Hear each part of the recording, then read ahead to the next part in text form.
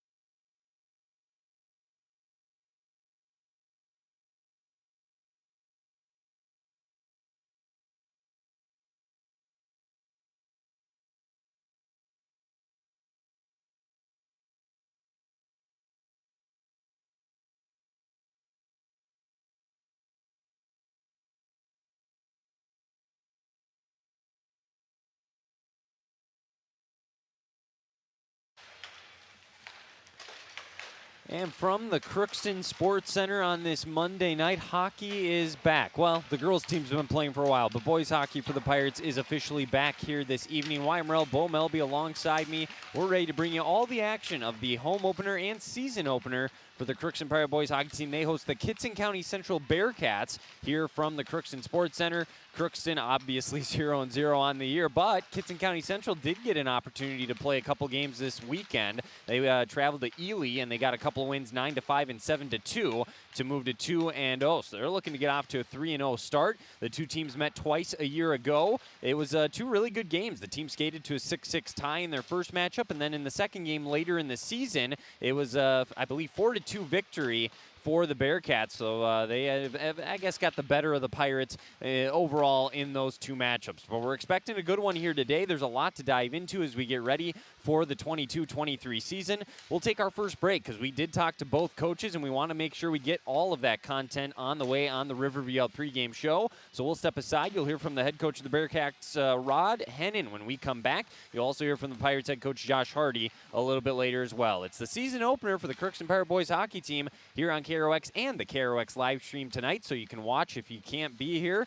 Maybe you don't want to listen on the radio. You want to watch the action. Head on over to KROXAM.com, click the blue live stream button, or search KROX Radio on YouTube, and you can find it there. We'll be back right after this. You'll hear from Rod Hennon. It's the Riverview pregame show, Crookston Pirate boys hockey here on KROX. We're focused on growth for our customers and communities, success for farms and businesses, and improvement for ourselves. Partner with us, and you'll see firsthand just how much the right hometown banking team can change your perspective. Together, there's no limit to the heights we can reach. United Valley Bank, our roots make us stronger. Member FDIC, an equal housing lender. Harvest is more than the act of reaping what you've sown. It's the culmination of months of hard effort, along with a few weeks of working 24/7 to bring the crop in. At Sesvanderhof, we're continuously working to develop sugar beet varieties that thrive despite the pressures from disease and the challenges of nature, so that you can end each harvest on a high note. Because sharing the pride of success starts with sharing the passion to achieve it. Sesvanderhof, a passion that grows. Tri-Valley Head Start Child and Family Programs offers child-centered, family-focused services in a community-based setting. The program provides health, nutrition, dental, mental health, family services, and parent engagement opportunities. Available for income-eligible children birth to 5 years old, as well as children with special needs, at-risk children, and families and pregnant women. Tri-Valley Head Start Child and Family Programs has centers in East Grand Forks, Grafton, Ada, and Crookston. For more information, visit tvoc.org. Riverview Health, exceptional people, exceptional care. Riverview Health is pleased to welcome Dr. Vanita Parikh to their team. Dr. Parikh is an experienced interventional pain management physician specializing in effective treatment options to increase functionality and comfort for daily living. For appointments, call Riverview Clinic at 218-281-9595. Dr. Parikh is seeing patients in both the Crookston and East Grand Forks clinics. Riverview Health. With the fall season right around the corner, Grove Mechanical in Crookston is ready to prepare you for winter. They suggest having your heating system serviced regularly to keep things running smoothly. A skilled technician will clean and service your heating equipment to ensure safe and efficient operation. It's never too early to get ready for the upcoming winter season. Before the cold sets in, call Grove Mechanical today, your hometown heating and cooling professionals. Give them a call, 218-281-3863, or visit their website, grovemech.com. You can make a sweet life right here in the Red River Valley with a career at American Crystal Sugar Company. Our shift schedule offers 14 days off per month, which gives you time for family, friends, the great outdoors, and everything else you enjoy about small-town living. Entry-level positions are available, and pay starts around $18 per hour. Apply today at crystalsugar.com and share in our sweet success.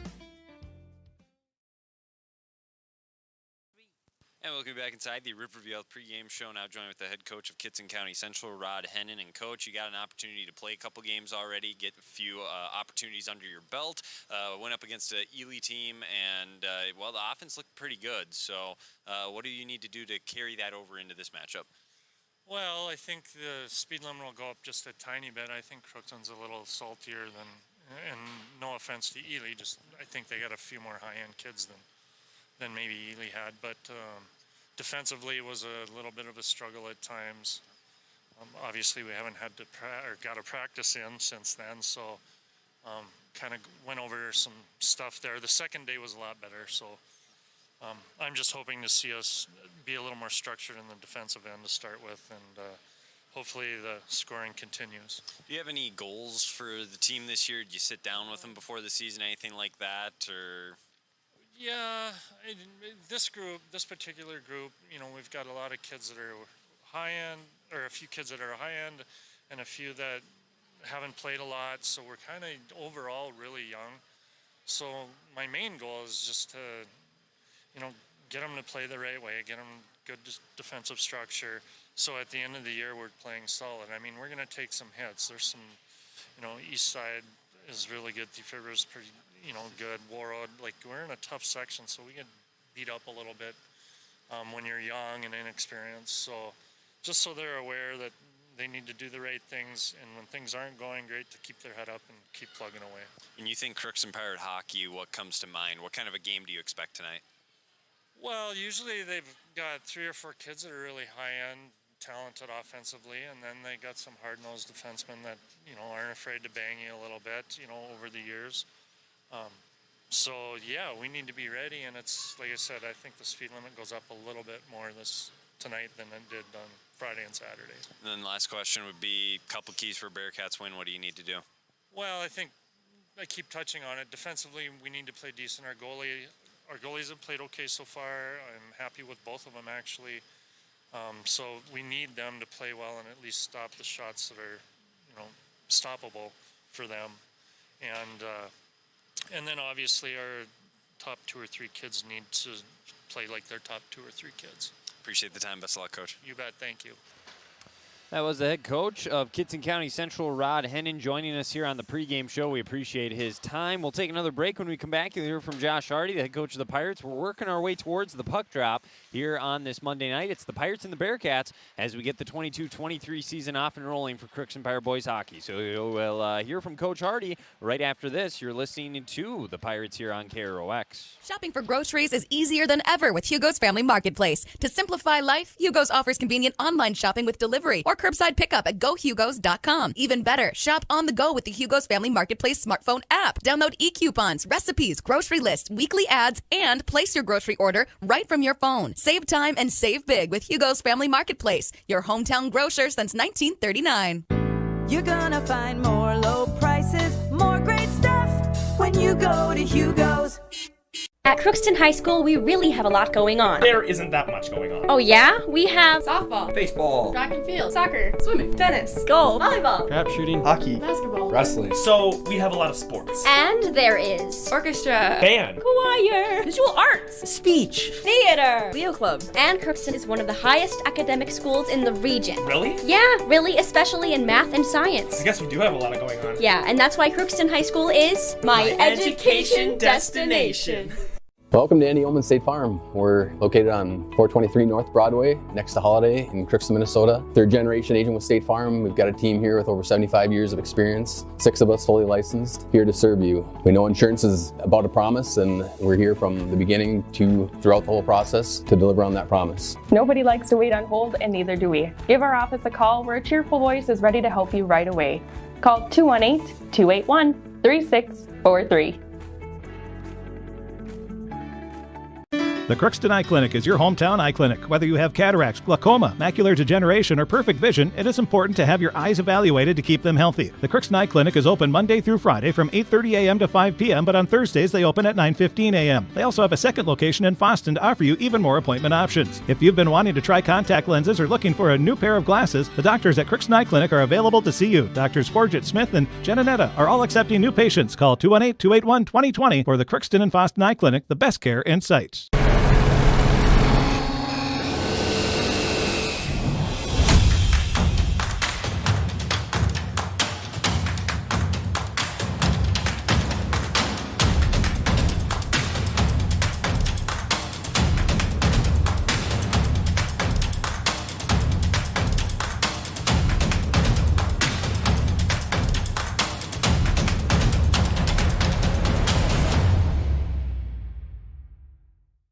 Ever wonder what your city government does for you? They provide police and fire protection, emergency and disaster preparation, building code and zoning enforcement, street repair, cleaning and snow plowing, curbside garbage and recycling collection, plus spring and fall cleanup weeks. They deliver safe drinking water and maintain a wastewater system. They care for 22 parks and provide year-round recreation activities. They give loans for economic development and housing. They do all this and much more with the help of your city employees.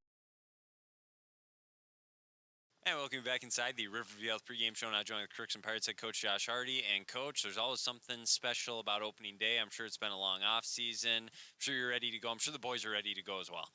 Yeah, it's you wait all summer, you work hard, and you get through football relatively healthy, and we're ready to roll here. And no, the boys are fired up. It's always fun to open up at home, and we're excited to hopefully have a good matchup with Kittson tonight. You do have a lot of production coming back. You know, it's a group of guys that, they went through it all last year, had success. They had some down moments as well, so they've kind of seen this thing come full circle. So what do you expect from this group this season, and maybe just more so tonight even on getting off to a good start? What's going to be a strength with this group? Yeah, we've had lots of these kids for this will be their third year now. A lot of these kids came up as ninth graders and have been here, for 3 years. So we're looking to hopefully, we want to play a fast style. We want to get the puck out of our zone and into their zone as quick as we can, and just a hard-nosed, gritty, tough to play against team. We got some production, but we don't have a ton of skill. But we're going to work hard, and we know that if we work harder than the other team, we should come out on top. A guy, Alex Longoria, obviously, you hate to see him, go out for the year, and it's going to be tough losing that production. So where do you turn to replace that? Is it going to be multiple guys? Are you looking for some guys to step up tonight? Still trying to feel that out at this point of the season? Yeah, I'm just excited to see kind of what we look like tonight. I thought we looked good in our scrimmages, but yeah, Al's a big loss for us. He's very skilled, very fast. But it's time for some of these other kids to step up. So I think Carter Trudeau is going to have a big year. We got some young kids coming up like Ryan Street, who's going to get the start tonight with Jack Doda and Carter Trudeau. So we're looking for him to provide some offense, and then guys that have been kind of a senior that's been around and been playing a little bit here and there, but looking to make a big step this year to be a guy like Zach Tarrant. He's got a nose for the net, and I think that he can be successful too. So. I think we're going to be really strong defensively. I got 6 guys back there that I have no problem playing, and hopefully we can wear teams like Kittson down. Let's talk about Kittson for just a quick second. Obviously, they kind of start with Tyler Hennon. He's an explosive player, so do you put a lot of attention on him tonight and try to first and foremost slow him down? It's hard, right? Like, Tyler's a heck of a player. He's going to go on to have a nice long career, just like his brother is. But he's for us, it's less about Kittson tonight and more about us, right? First game of the year, we want to see what we can do. So we're going to be, obviously, we talked about, hey, we need to be aware when he's on the ice. He's going to play 40 minutes. And we just got to do our job, protect the middle of the ice, play our game, and we'll be fine. Three. And 2. So Kittson County Central, they had the opportunity to play a couple games already this year. So how important is it for you with this being your first game to get off to a fast start? Because they're probably going to be a little bit more sharper, I guess, early on. It's always tough in the first game of the year, especially when you're playing a team that's had an opportunity to lace them up a few times. So is a quick start crucial tonight? Yeah, obviously we would have liked to had a game or two underneath our belt, but we want to come out and play fast and get the puck in their end, play down there, and be physical. And if we can do that early, that's obviously a good sign for us. And then the last question I have for you, Coach, as always, give me a couple keys for a Pirates win to get to 1-0. For us, we got to play our game. We want to be aggressive on our forecheck. We want our D to be active, and we got to take opportunities when we get them. We don't want to change our play based on who we're playing. We want to play the same way no matter what. And if we can do that tonight, we'll be in good shape. For us, that starts with getting pucks to the net and getting there and burying a greasy rebound goal like we talked about. And if we can do that early, I think that'll set the tone for us. Looking forward to a fun year, Coach. Thanks for the time as always, and best of luck tonight. Appreciate it. As head coach of the Crookston Pirates, Josh Hardy, joining us here in the pregame show. Appreciate his time. We'll hear from him afterwards as well tonight. So be listening for that in the postgame show here on KROX. The Zamboni out on the ice. They're clearing it off, getting it ready to roll, and then we'll have that puck drop. So we're going to take another break. When we come back, we'll give you a draft scoreboard update. Kind of a quiet Monday night, but there is a few other games going on, so we'll tell you about that. We'll give you the Napa, Crookston, Welding, and Machine starting lineups as well. And then, like I said, right around 7 o'clock, we will have the puck drop here from the Crookston Sports Center. You're listening to Crookston Pirate Boys Hockey on the Voice of the Valley, KROX in Crookston. For all of your automotive service needs, call Christian Brothers Ford here in Crookston. We have a service team to handle all of your vehicle's needs. Does your vehicle pull to the right or left? Call and schedule an alignment today. Proper alignment saves gas and wear on your tires. We're here to take care of your vehicle repairs and maintenance. Call Christopher or Jersey in the service department at 281-1338. Make an appointment today with the service department at Christian Brothers Ford of Crookston, where we make it easy. Crookston Valley Cooperative would like to thank area growers for their patronage this year and wish you all a safe and prosperous harvest. Since 1979, Crookston Valley Cooperative has been your full-service local agronomy dealer, delivering on the products and service that you've come to expect. For all your fall fertilizer needs, stop by or call Sean at 281-1178. Crookston Valley Cooperative, here to keep you growing. This is my farm. Don't come out here and tell me what I need. I need solutions that work and market options that are worth my time. Small town support that sees the bigger picture. A global network that empowers us. A co-op that's there for us every day. This is Judy Hulst, Administrator at Villa St. Vincent in the Summit Apartments. Over the years, we have seized the opportunity to make changes and improve the services we offer. Healthcare has taken on a very distinct evolution, focusing on post-acute short stay and return to home. It is our privilege to continue to serve our community with a continuum of care ranging from assisted living, memory care, post-acute short stay, and extended care. We are so grateful for the support of Crookston and the surrounding communities. In this season of reflection, please know how very proud Villa St. Vincent and the Summit Apartments are to serve our community. From early morning to the last thing before bed, light powers your day. And every time you turn on a light, it's a chance to save. Choose LED bulbs. You'll use 75% less energy, and because they last so long, you may never have to change them again. Whether it's bright light for the bathroom or a soft, warm touch in the family room, LEDs do it all. See how Otter Tail Power Company can help you save at otpco.com/LED. LED lighting, the smart way to light your life. Society, winning has come to mean everything. If winning comes at the expense of good sportsmanship, everyone loses. Nothing is gained in the long run. Good sportsmanship is the result of a disciplined effort to respect yourself, your opponents, and contest officials. Remember, good sports are winners no matter the score. This reminder is brought to you by the Minnesota State High School League.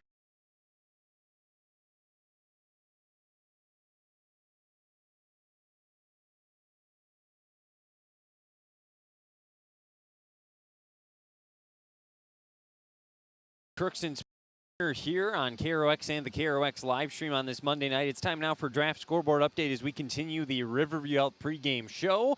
This scoreboard update brought to you by Draft Sports Bar and Grill in Crookston, open 6 days a week. Monday is the one day they are closed, though, so no going over there tonight for dinner or anything like that. But they do have other great specials throughout the week, so we'll tell you about Tuesday since you can't go over there tonight. If you want to hop on over there tomorrow, it is a buy one burger, get the second $3 off. That's from 5 to 9 tomorrow night. They open daily at 11. Lunch specials as well as the nightly specials. Contact them at 281-1183. If you have any questions, Draft Sports Bar and Grill in Crookston. A couple games to get to here that are going on right now on the state scene. The Gophers men's basketball team, it's the Big Ten ACC Challenge. They're taking on Virginia Tech, and it is 39-27 at the half.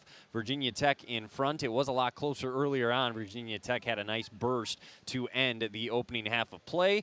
Gophers kind of still in that rebuilding mode, if you will, a little bit, trying to maybe take that next step in a year or two from now. But so far, not a terrible start to the season. We'll see if they can turn that one around there. And then the Minnesota Timberwolves, the disappointing Minnesota Timberwolves, it seems like this year, down 56-44 to Washington as they continue to kind of slip down in the standings. So those are the two that are going on right now. We have girls basketball tonight. Grafton, North Dakota's at Stephen Argyle. Red Lake County Central's at Goodridge Grigla. The Elk River Elks girls hockey team, my hometown, is at Moorhead tonight, so that'll be a good one there. That's girls hockey. And then in boys hockey, like we said, we got Crookston, Kittson County Central here. There was no JV game, so that will be something to keep in mind moving forward as well. There may not be a ton of JV games this year. It sounds like a lot of teams, not because of Crookston.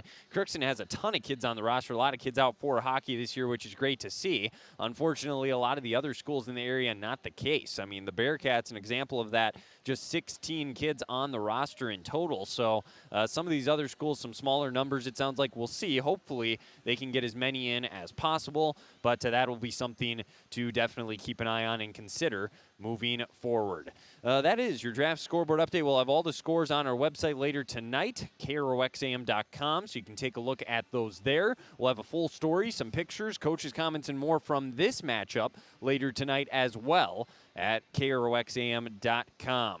We'll take another break. When we come back, we'll give you the Knapp Crookston Welding Machine starting lineups. Then we'll have the national anthem and the drop of the puck from the Crookston Sports Center. You're listening to Crookston Pirate Boys Hockey on KROX. It's always growing season here at United Valley Bank. We're focused on growth for our customers and communities, success for farms and businesses, and improvement for ourselves. Partner with us, and you'll see firsthand just how much the right hometown banking team can change your perspective.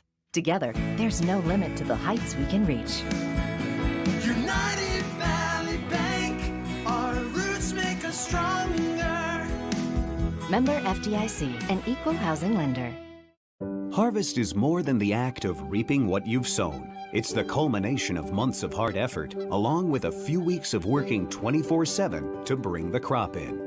At Sesvanderhof, we're continuously working to develop sugar beet varieties that thrive despite the pressures from disease and the challenges of nature, so that you can end each harvest on a high note. Because sharing the pride of success starts with sharing the passion to achieve it. Sesvanderhof, a passion that grows.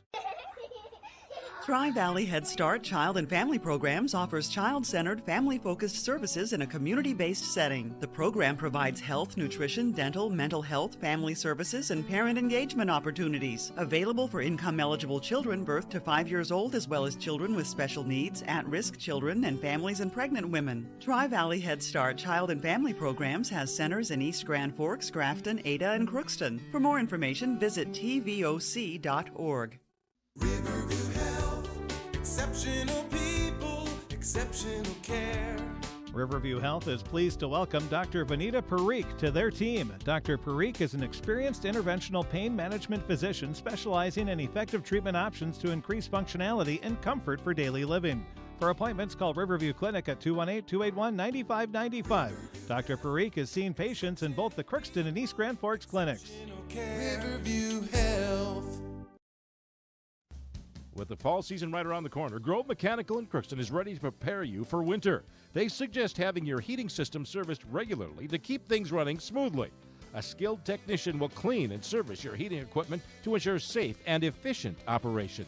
It's never too early to get ready for the upcoming winter season. Before the cold sets in, call Grove Mechanical today, your hometown heating and cooling professionals. Give them a call, 218-281-3863, or visit their website, grovemech.com. You can make a sweet life right here in the Red River Valley with a career at American Crystal Sugar Company. Our shift schedule offers 14 days off per month, which gives you time for family, friends, the great outdoors, and everything else you enjoy about small-town living. Entry-level positions are available, and pay starts around $18 per hour. Apply today at crystalsugar.com and share in our sweet success. Here to the Crookston Sports Center. Time now for the Napa Crookston Welding Machine starting lineups as the crowd is starting to gather, work their way inside for this one between the Pirates and the Bearcats. The starting lineups, as I mentioned, brought to you by Napa Crookston Welding Machine. Folks, we are a couple days away from December. We're in November. Make sure your battery is going to start the first time every time. I ran into that issue last year. It's not fun. So buy a Legend battery if you need one from Napa Crookston Welding Machine. They handle all your Legend battery needs for your cars, trucks, recreational vehicles, whatever it may be. They got you covered over at Napa Crookston Welding and Machine. Let's take a look at our starting lineups. Again, Kittson County Central coached by Rod Hennon. And interesting story, he kind of got roped into it again this year. He's been coaching for a long time. His son, obviously, one of the keys to this game, Tyler Hennon. He's got some other kids that have been very successful. So he's been around this program and has done a lot of coaching in his career. But this year, kind of unique circumstance. He said he kind of had to step in and take back over. He'd been an assistant coach last year and in prior years, and now here he is, head coach once again. So anyways, he leads them today, and their top line will look something like this. First in net, I guess. We'll start there. It's the sophomore Jamison Turner. He'll be wearing 29 for those of you watching on the live stream. Their top line, and he said he's mixing people in and out, so he wasn't sure exactly who was going to play, and he's going to switch throughout the night quite a bit too, it sounds like, because as he mentioned, they got some kids who are really talented, have been playing a long time, and then others that really haven't played much at all. So he mixes up his lines quite a bit. This is what he could give me. Tyler Henning, who we mentioned, one of the better scorers in the area. He's a senior.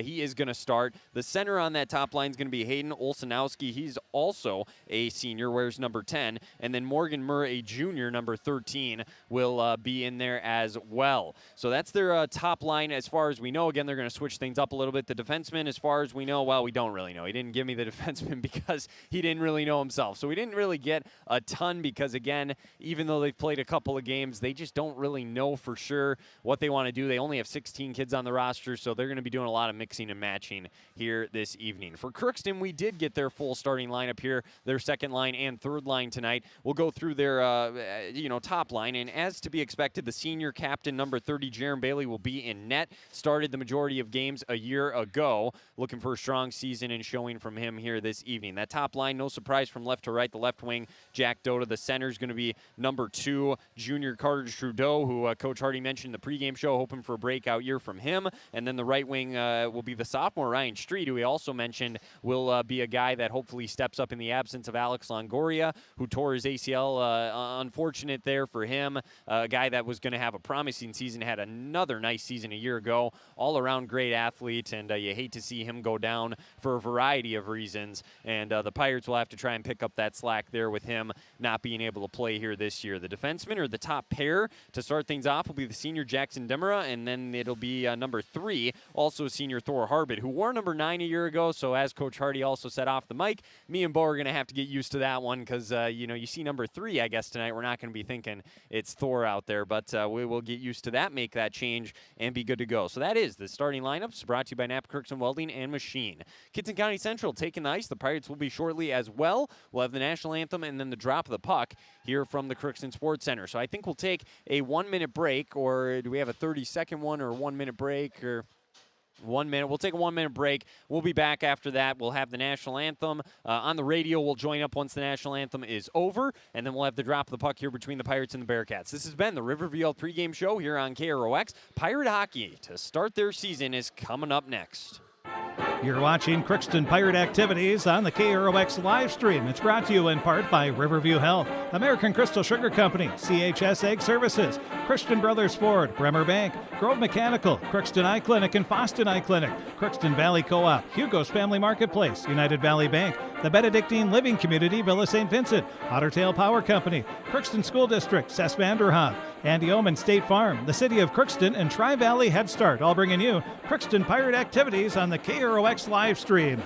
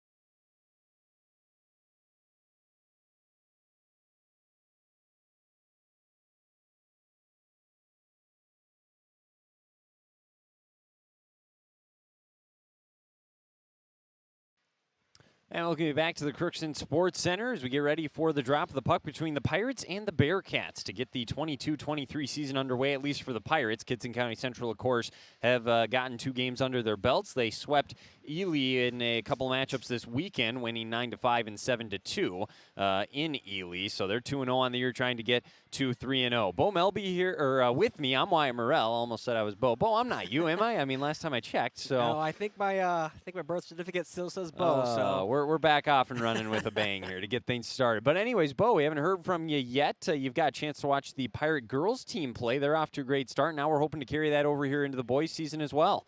Yeah, no, it's my second hockey game already. It's crazy to think it's not even December yet, but yeah, no, it's good to be back in the arena, good to be back in the press box with you there, buddy. It's hopefully I'm looking for a good season here. Oh, but we kind of talked about it throughout the day, and even Coach Hardy mentioned it. We're going to learn a lot about this Crookston Pirate team here, I feel like, tonight. Opening game, they have some production that is no longer going to be with them on the ice this year. They do have a lot of key returning pieces, though, and you play a team like Kittson, who you played 2 close games with a year ago. You're going to learn a lot, I feel like, tonight about what you're made of and just what kind of season you can have.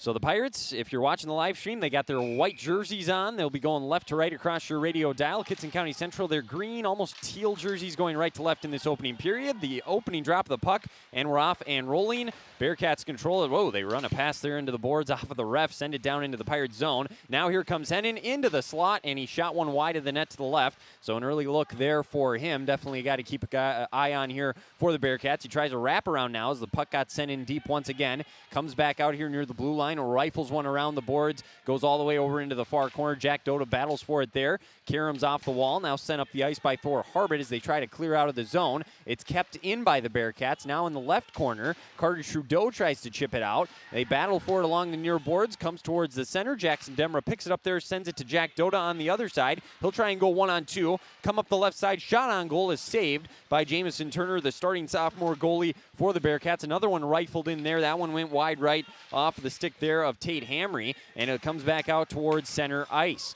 1 minute into the opening period. Now a shot here got blocked down there. That one was off the stick of Ty Larson. Back comes Hennon along the left side, moves his way in, tries to weave around the defender, centers it, and they score. It goes off the stick of Nathan Kelly and into the net, and it's 1-0. Time of the goal, 1:08 in the opening period of play. And Bo, just kind of a freak goal there. He just tried to center that one, and sometimes good things happen when you do that. Exactly. Getting pucks towards the net's huge, especially in high school hockey.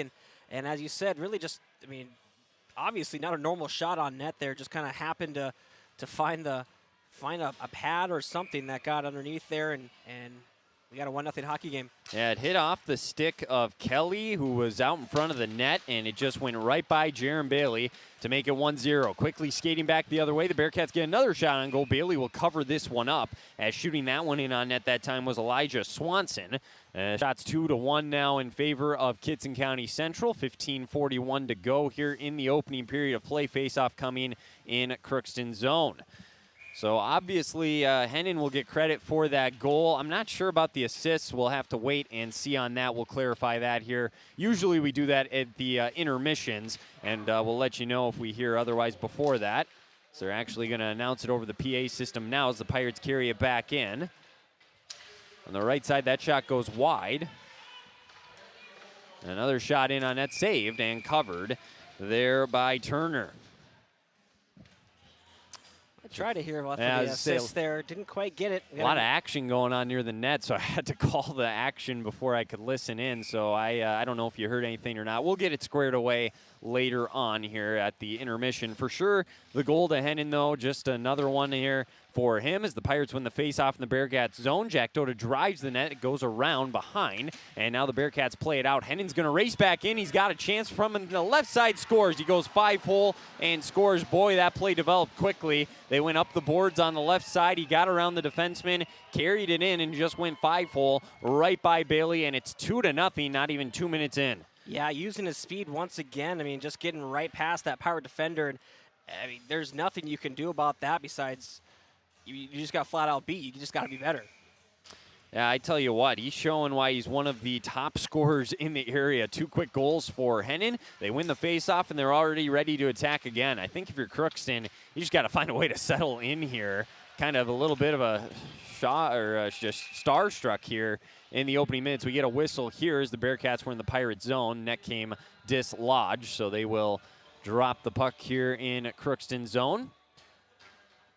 Yeah, you got to get a breath. I mean, that honestly, a break like that is huge for the Pirates right now. They've just been on their heels right now. They had a little bit of offensive pressure, but once they're in their own zone, they are bottled up immediately. And they do get a line change in here and winning the face-off for Crookston. Well done there by Caden Edwards, a guy that had some productive ice time a year ago, a guy that probably is going to have to step up and have a pretty big year this year as well. Hard hit along the right side there, and Hennon is there to play the puck. He goes behind his own net, will play one off the boards back to his teammate. Rifling one up ahead here is Ethan Hansen. Never got out of the zone, though, as Crookston being very aggressive here defensively. That one's sent back in there. That one to the left side there by Caden Edwards. Back behind the net once again. Here coming up with it is Ethan Hansen.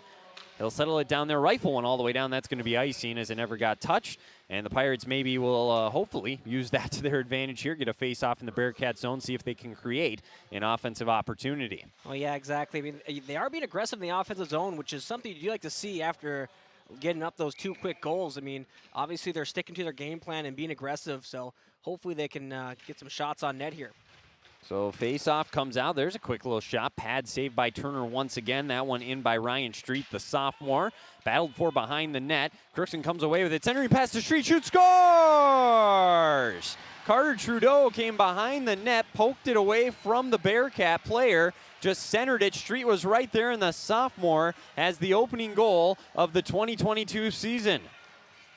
Yeah, a great spot. That's where you need to be, right in the slot, stick on the ice. You're ready for that puck to just bounce out to you, and he buries it. That's exactly what you need right there.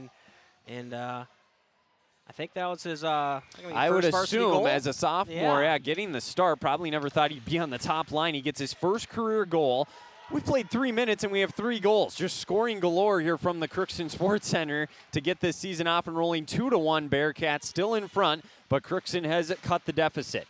In the Pirate zone now, they'll try and get it out up ahead now. An opportunity as they skate back in. It's a 2-on-1. Right pass across, got deflected as trying to get it to Jackson Reese was Brandon Colburn, and it got deflected. Now back into the Pirate zone. Demra handles it here. Looks to carry back across. His pass went wide. It's Ashton Schockman chasing that one down. Couldn't get to it. Demra passes one over here now to Harbit, who rifled one up off the Bearcat defender. Tip back in, bodies flying everywhere now. Somebody lost their stick. That puck hit off the Pirates bench. Karam's back in. Out to play it behind the net is Jaron Bailey. He'll drop one off here to Thor Harbit. Harbit up ahead, got intercepted. Hennon moves in. Wrist shot goes wide as he almost turned that turnover into a quick goal. Hard hit along the boards as laying the boom there was Hayden Olsenowski. Hennon carries back in, goes from left to right. That shot goes up into the netting. And it's still a 2-1 game, 12:53 to go in the opening period of play. Yeah, the Pirates just, again, a little bottled up in their own zone. They're having some issues there. Once they get into neutral ice, they seem to have a pretty good transition, but it's that first stage of getting out of their own zone that they seem to have a little hiccup with. And a guy like Tyler Hennon, he's been creating problems since the drop of the puck. Rifles another one after he won the faceoff, came right back to him. Rifles that one in, a save made by Bailey. Carrying back ahead here. That pass deflected there from Carter Trudeau. Now he gets it back, skates ahead. He's got Doda with him. Tries to drop one off to Doda. Doda circles back around. He's here now in the slot. Shoots one in right into the chest of Turner, who covers. Doesn't give up a rebound, and that's what you're taught to do as a goalkeeper. Cover that thing up. Don't give any second opportunities. Yeah, and that thing, I think there was a Pirate or two near the net, which is what you want to see. You want to see the crashing, looking for those opportunities, but yeah, no, Turner did a great job just swallowing that one up. So face-off coming here. Caden Edwards will take it for the Pirates against Hennon. It'll be won by Hennon. They'll rifle it along the near boards where we're situated. It's kept in the zone by Crookston. Edwards tries to go after that one. Chipped back in there by Hamry, and now whiffing on that one was Taryn. Taryn goes back and plays it now near his own zone. He gets harassed, and they're going to call his play onside as there's a turnover. A nice job, though, by recovering with a nice little hit there by Taryn to take the puck back over. Edwards moving in. He's going to rifle a shot that got blocked down there and chipped away. Nice defensive play by Gus Gunnarsson, the sophomore for the Bearcats. And now we get a whistle here as the net came dislodged on this side of the ice. Exactly 5 minutes in. 2-1, Kittson County Central. A couple goals by Tyler Hennon. And then, of course, for Crookston, his first career varsity goal, Ryan Street cut the deficit down to 2-1, and that's where we stand now. Seen a lot of nets get dislodged. Looks like the Wild game. I was thinking the same thing. I saw the videos of that, and people are trying to defend the Maple Leafs goalie. I don't know how you can. I mean, my goodness. We certainly hope we never have to see that this year with any of our games, but this one rifled in after winning the faceoff by Crookston as they track this one down. Hard hit along the left corner on the far boards. Coming away with it. Trying to move in here, but it got knocked away. from Colborne, and now he'll center one, and that one got poked away here by the Bearcats. They try and clear the zone and do get it out. Crookston immediately, though, as they were the first ones to the puck, get it back in. They battle for it along the near boards. A big scrum. Crookston keeps it in. Jackson Reese battling for it here. Now chipped along there by Tegan Labinski, getting some ice time. Centering pass here. The puck is still loose. And the Bearcats eventually just rifle one off the boards. Gavin Johnson tried to play one up ahead. Puck comes back to Johnson, who goes back even further in his zone. They play one off the boards. There to get it is Morgan Murr up ahead. And a nice job clearing there by Elijah Swanson back into the Crookston zone. They'll look to start their attack now. This one played up ahead. Shockman moves in and just sends one in deep. So they'll dump and chase. Dota, speaking of chasing, does get down there and get it. Now Trudeau, as he got one dumped off, got it poked away by Tyler Hennon. Hennon plays one up ahead here to Dana Brown. Brown sends one across the ice, and this pass for Hennon ends up going all the way down to Jerem Bailey after it deflected off of Jackson Demra. He'll cover, 10:39 to go, and a face-off coming in Crookston zone. Yeah, the Bearcats, they're obviously trying to get their offense through Hennon. I mean, it's pretty obvious, but with 2 goals, you don't blame them. So if the Pirates can really slow him down, they're really going to help themselves out here. Yeah, can't see blame them at all. Face-off here won by the Bearcats. They play it into the Pirate zone. It's loose in the corner. Now Crookston comes away with it. Demra tries to clear one out. Nice pass on the stick of Dota. He'll look ahead and pass one behind Carter Trudeau. Will come out and play it. Pirates will get back on sides. They'll go across to Dota. Him and Trudeau playing a little 2-man game. Dota able to corral that one. Now might be an opportunity. 3-on-2 up ahead. Moving in. This wrist shot pad saved by Turner on the shot attempt there by Street as he was looking for number 2.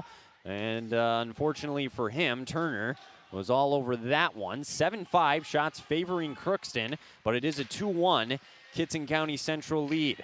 Pass up ahead. This one off of the skate of the intended target, Dana Brown. Dumped back in by Crookston. Chasing after this one's Nathan Kelly. It'll be rifled off the boards. Trying to play it as Olsenowski for the Bearcats. Crookston comes away with it. Centering pass here for the Pirates. Comes all the way out to the point. Shot in, goes wide of the net there on a hard shot by Ty Larson. It rattles off the boards, comes all the way out, and now a 2-on-1 coming back are the Bearcats. Larson gets there, though, and makes a great defensive play to keep that centering pass from reaching Olsenowski. This pass goes off the skate there of Larson. Playing it now here is Hamry. Hamry tries to clear the zone, cannot. Dump back in here by the Bearcats. That was Ethan Hansen. Along the far boards, Kittson County Central, a player goes down for Crookston. That was Taryn, but they are able to clear it. Hard hit along that board by Edwards, and now dumped back in by Kittson County Central.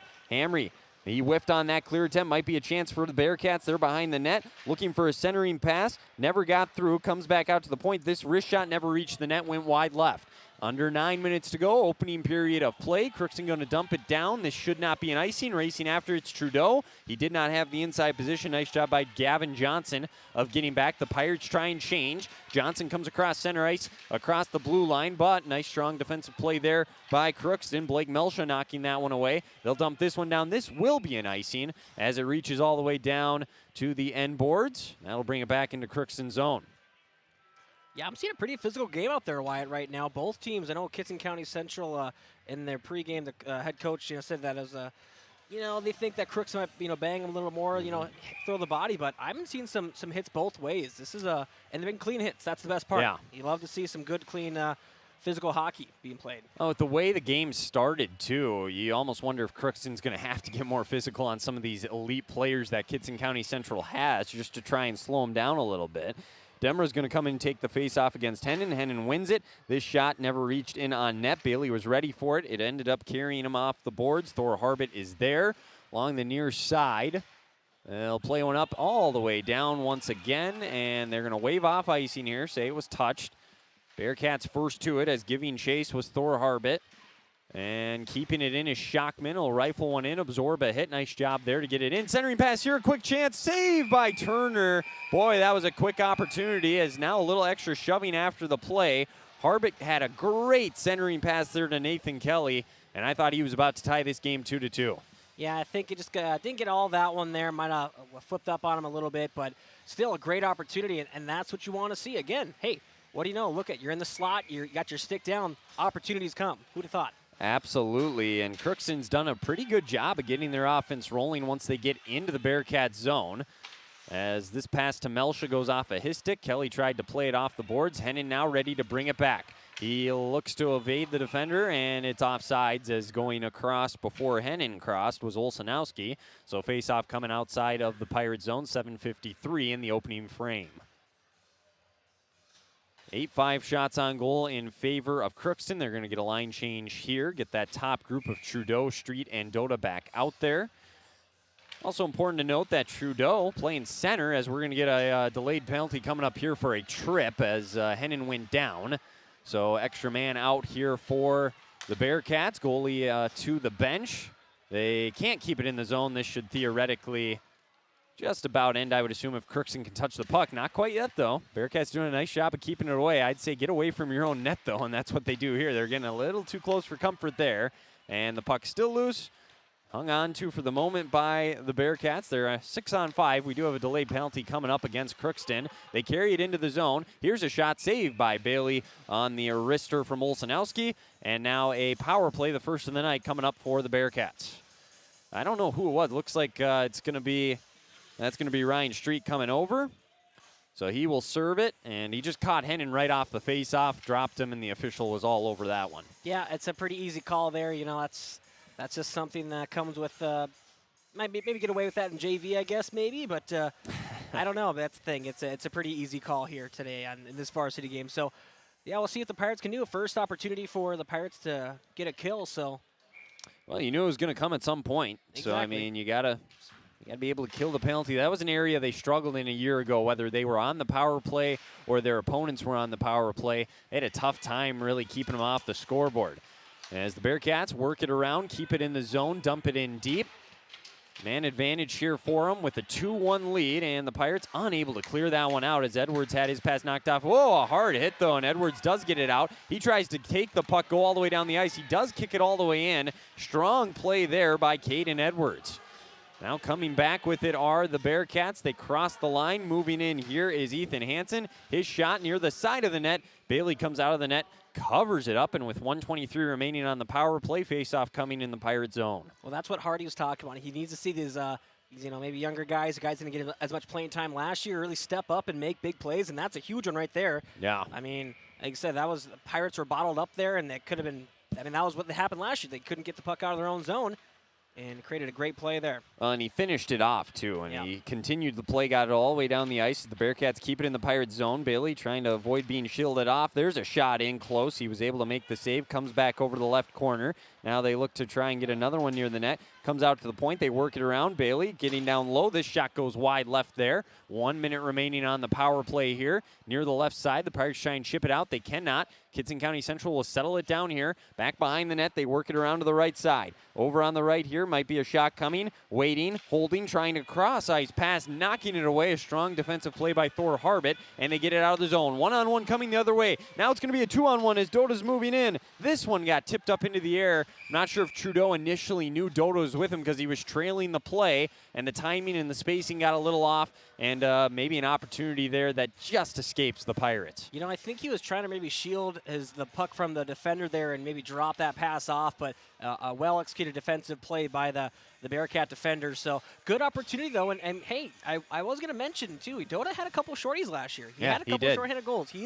It's kind of weird that they struggled. They gave up a lot of goals, but they would still score something every once in a while. Yeah, it's weird. They're doing it backwards. They should be scoring on the power play and not on the shorthand, but hey, you'll take them any way you can get them. And overall, this power play here for the Bearcats with just 30 seconds left has not been able to muster much, so that's improvement there from Crookston as this pass goes all the way down, and I would guess they're going to give an icing here, and that's what they do. So a key mistake there late in the power play for the Bearcats, and Crookston 21 seconds away from an early kill here in this one. Well, especially if you can maintain puck possession in the last 20 seconds here, really get going, just use that momentum with that extra skater coming out of the box.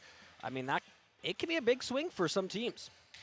There's a big face-off. They drop it. Edwards initially looked like he was going to win it, trying to shield off the defender, and now the Bearcats come away with it. They'll move ahead as carrying in is Elijah Swanson. Swanson, he tries to cut back to the middle. Now on the right side, this one sent in, sticked away by Bailey. Puck still loose. Edwards has it. Whoa, he almost sent that one into his bench. Instead gets it all the way down the ice, and the Pirates are at full strength as Street will race across the ice to the bench, and a job well done by Crookston. So an early penalty kill for them. As we approach 5 minutes to go in the opening period of play. Hard hit along the boards there. Is dropping the Bearcat there for Crookston was Jackson Reese. Puck goes in on net. Some extra shoving once again after the play, but boy, did Reese just lay out that Bearcat player there. One of the best hits we've seen all night. Pirates, like you said, starting to hit hard. We're getting a hook on the Bearcats. I never saw that, so... I wonder if it was after the play or towards the net. Interesting one there. We both missed it. We'll take that if you're a Pirates fan, though, and an opportunity here. Timothy Johnson will skate off for the hook, and Crookston, after just killing a penalty, will have an opportunity here to go on the power play and potentially tie this game at 2 apiece.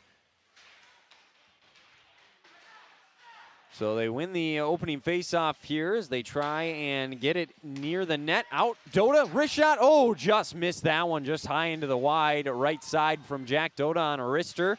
Puck stays in. They'll chip it on down. Attacking the net. That one sticked away as Trudeau had one in close. Turner was able to poke it away at the last second. Now they clear. Hennon chasing after this one. This one will chip up into the Pirates bench. That'll stop play with 4:30 to go. So the Pirates, not only are they able to kill a penalty early, Bo, but the power play first 30 seconds of this one at least, getting a couple of nice chances. Yeah, and that's all you can ask for right now. Obviously, you're not going to score on every power play you get, but having those momentum, inducing shots or shifts can really help you out.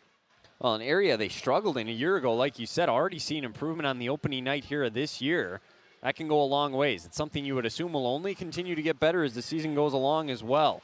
As this pass up to Trudeau, he'll carry in on the right side into the zone. Wrister goes high of the net there as Turner stuck up his glove. Comes all the way out of the zone. So Dota has it here. Tegan Lubinsky with him. Dota will skate back into his own zone. They look to set up their attack. This one knocked away by Henning, comes back to Trudeau. He'll rifle one just wide left of the net into the zone. They'll come off and get a couple new fresh legs out there. Bearcats battle for it here along the near boards. There was Nathan Kelly with the Kittson County Central player. And this one in the right slot. Sent across here to Dota. He'll try and dump one off. They weren't on the same page as he was looking for Tate Hamry. Centering pass here, knocked around. Henning gets it and will just clear it. Smart play by the senior as Crookston got one in near the net once again. Bailey has it, 3:30 in the opening period, 30 seconds on this Crookston power play. It's 2-1.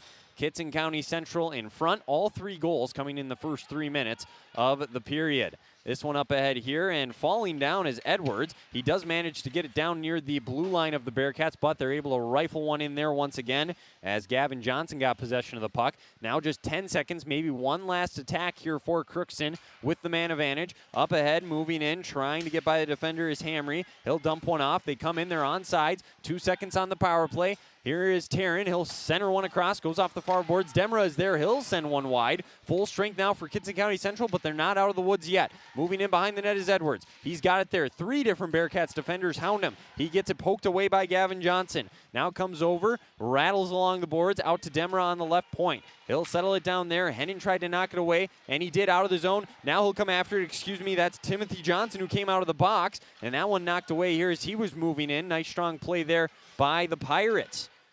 There's a lot happening in a short amount of time here. Frantic pace right now. This one popped up into the air, settled down here by the Bearcats. That should have been offsides, but they didn't call it. This one comes up over off the stick here at Johnson. He'll settle it down, give it to his line mate Ethan Hansen. Up off the boards, Hansen moves in, goes by Demra. Centering pass there, and that one sticked away by Bailey once again. Nice strong play on his part. This one over here to Hennon, looking for the early hat trick. Got knocked off the puck by Tegan Lubinsky. Puck still loose. Settling it down, rifling it up ahead is the Pirates. That was Jackson Reese, and Colburn was there to settle it down. Colburn lost his stick, gets it back. It goes into the Bearcats zone. 1:45 left to play in the first period. Bearcats settle one down. Play one off the board. Reese flies to the ground once again. Up ahead, lead pass to Hennon. That play is onside, off his skate. He tries to poke one away. Melsha, though, the junior, with a strong play. Had some solid ice time a year ago. Guy that's going to have to step up this year for Crookston, no doubt. This one off the far boards. Moving in with it here is Colburn. He'll shoot one. That's a save there. Pad save sticked away by Turner. This one comes towards the back. Ty Larson was there. Boy, a powerful shot right into the gut of Turner. He makes the save, no second chance, and a face-off coming in the Bearcats zone. 1:13 to go in the opening period. Yeah, some great momentum for the Pirates there. Get a lot of shots, attempts, granted quite a few misses, so a little bit of a pet peeve if you ask me. But still, I mean, being in the offensive zone, getting this opportunity, it's something that they've had some success for so far this game. Yeah, absolutely, as Melsha will rifle this one in. Settling it down is Doda. He'll look to center as he drives it in. No, he'll try wrap around. It was saved by Turner. Almost had just enough space to score that one. Larson on a wrist shot knocks the stick out of Morgan Murr's hand. The puck comes over here to the near side. With it is Timothy Johnson. He'll pass one up ahead. Oh, hard hit by Melsha once again. You're right, Bo. They're playing the body out there tonight, both teams, as this one now is given up by the Pirates in the middle third of the ice. Doda over now, though, as he gained it back to Melsha. Pass in the middle here. Oh, there's a whiff there by the Pirates once again. That was Ryan Street. Comes back into Crookston zone. 30 seconds to go. At this point, both teams want to get to the locker rooms without giving one up. If you could steal one, that's always nice. Henning's got it on the near side. Boy, he can strike quickly as he moves in, winds up and sends one in. A glove save there by Jaron Bailey as it falls down to the ice. 17 seconds to go. Face off in Crookston zone. So what do you do here if you're the Pirates, Bo? What's the best way to approach this? Not let Henning have it. There you go. That's simple enough. That's pretty much the whole game plan in general. But really, you got to win this face off, and if you don't, you got to make sure to tie up Henning because he's going to get the puck. Well, Henning has been winning the faceoffs all night. Here's a shot in there. That got deflected into the corner. Got 12 seconds remaining in the period. Crookston gets it. Just clear the zone here. No, got knocked away by Henning. He'll try to move in. He'll look to wind one up. It got knocked away. Comes near the net. Tipped out in front. They score with 2 seconds to go. Henning set up his teammate Hayden Olsenowski, and it's 3-1 Bearcats as they steal one with just 2 seconds to go. And Bo, they did not do what you said. Henning had the puck quite a bit there in that 15 seconds. Sliced and diced through 3 defenders, too. And, I mean, it's tough. I mean, you have players of that ability who can handle the puck that well in traffic. It's going to create opportunities for not only that player, but also for his teammates. And that's Exhibit A right there. So there's the final face-off. The buzzer sounds 3-1. The Bearcats, even though they got outshot in that opening period, they'll take a 3-1 lead into the break. We know Henning will for sure have an assist there on that last goal. We'll get all the assists squared away at some point here tonight. We do know who has scored all the goals so far, and the Pirates will need to do something here in the intermission, make some adjustments in this one. We'll take a break. 3-1 Bearcats in front after one period of play in the season opener for the Pirates. You're listening to Crookston Pirate Boys Hockey here on KROX and the KROX live stream. We'll break it down after this, go over everything we saw in that first 17 minutes in our intermission report coming up next. It's always growing season here at United Valley Bank. We're focused on growth for our customers and communities, success for farms and businesses, and improvement for ourselves. Partner with us, and you'll see firsthand just how much the right hometown banking team can change your perspective. Together, there's no limit to the heights we can reach. United Valley Bank, our roots make us stronger. Member FDIC, an equal housing lender. Harvest is more than the act of reaping what you've sown. It's the culmination of months of hard effort, along with a few weeks of working 24/7 to bring the crop in. At Sesvanderhof, we're continuously working to develop sugar beet varieties that thrive despite the pressures from disease and the challenges of nature, so that you can end each harvest on a high note. Because sharing the pride of success starts with sharing the passion to achieve it. Sesvanderhof, a passion that grows. Tri-Valley Head Start Child and Family Programs offers child-centered, family-focused services in a community-based setting. The program provides health, nutrition, dental, mental health, family services, and parent engagement opportunities. Available for income-eligible children birth to 5 years old, as well as children with special needs, at-risk children, and families and pregnant women. Tri-Valley Head Start Child and Family Programs has centers in East Grand Forks, Grafton, Ada, and Crookston. For more information, visit tvoc.org. Exceptional people, exceptional care. Riverview Health is pleased to welcome Dr. Vanita Parikh to their team. Dr. Parikh is an experienced interventional pain management physician specializing in effective treatment options to increase functionality and comfort for daily living. For appointments, call Riverview Clinic at 218-281-9595. Dr. Parikh is seeing patients in both the Crookston and East Grand Forks clinics. Riverview Health. With the fall season right around the corner, Grove Mechanical in Crookston is ready to prepare you for winter. They suggest having your heating system serviced regularly to keep things running smoothly. A skilled technician will clean and service your heating equipment to ensure safe and efficient operation. It's never too early to get ready for the upcoming winter season. Before the cold sets in, call Grove Mechanical today, your hometown heating and cooling professionals. Give them a call, 218-281-3863, or visit their website, grovemech.com. You can make a sweet life right here in the Red River Valley with a career at American Crystal Sugar Company. Our shift schedule offers 14 days off per month, which gives you time for family, friends, the great outdoors, and everything else you enjoy about small-town living. Entry-level positions are available, and pay starts around $18 per hour. Apply today at crystalsugar.com and share in our sweet success.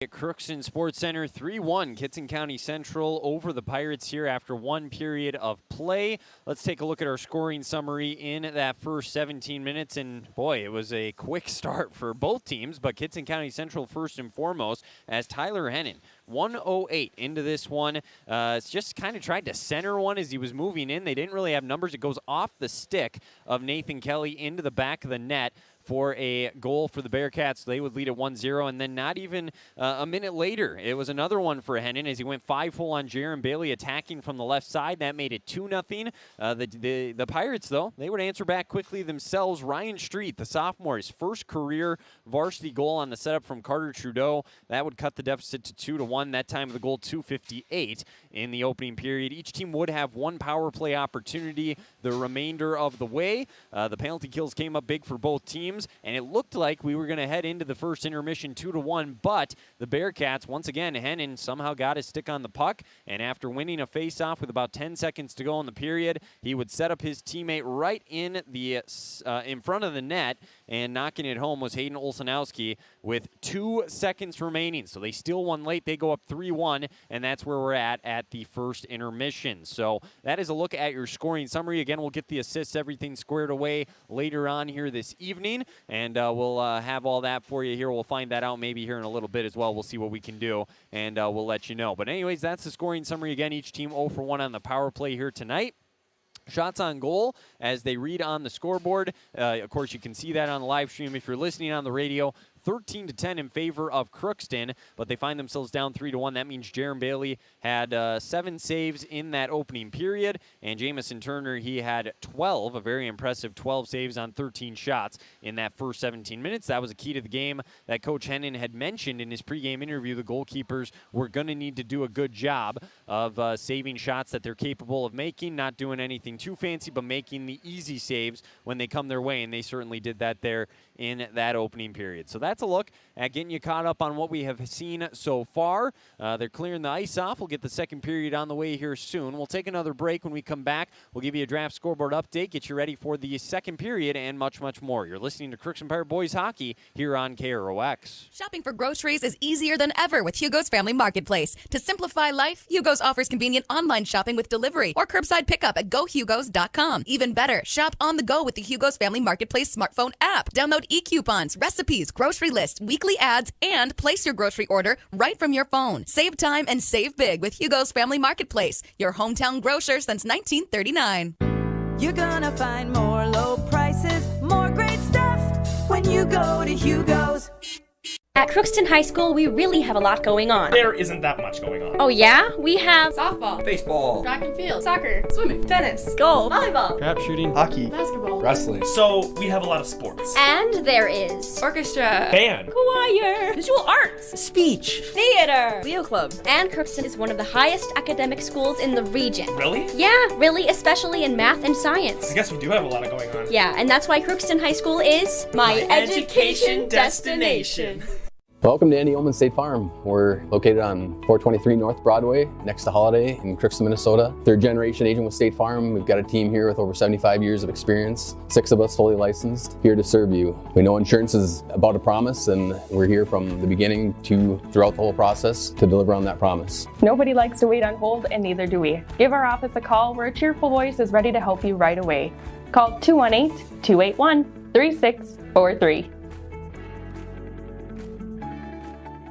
The Crookston Eye Clinic is your hometown eye clinic. Whether you have cataracts, glaucoma, macular degeneration, or perfect vision, it is important to have your eyes evaluated to keep them healthy. The Crookston Eye Clinic is open Monday through Friday from 8:30 a.m. to 5 p.m., but on Thursdays they open at 9:15 a.m. They also have a second location in Foston to offer you even more appointment options. If you've been wanting to try contact lenses or looking for a new pair of glasses, the doctors at Crookston Eye Clinic are available to see you. Drs. Forget, Smith, and Jananetta are all accepting new patients. Call 218-281-2020 for the Crookston and Foston Eye Clinic, the best care in sight.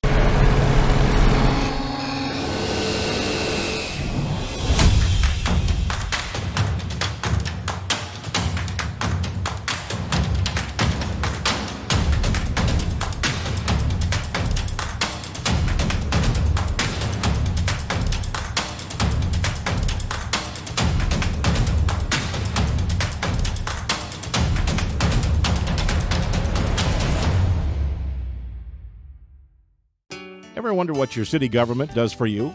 They provide police and fire protection, emergency and disaster preparation, building code and zoning enforcement, street repair, cleaning and snow plowing, curbside garbage and recycling collection, plus spring and fall cleanup weeks. They deliver safe drinking water and maintain a wastewater system. They care for 22 parks and provide year-round recreation activities. They give loans for economic development and housing. They do all this and much more with the help of your city employees.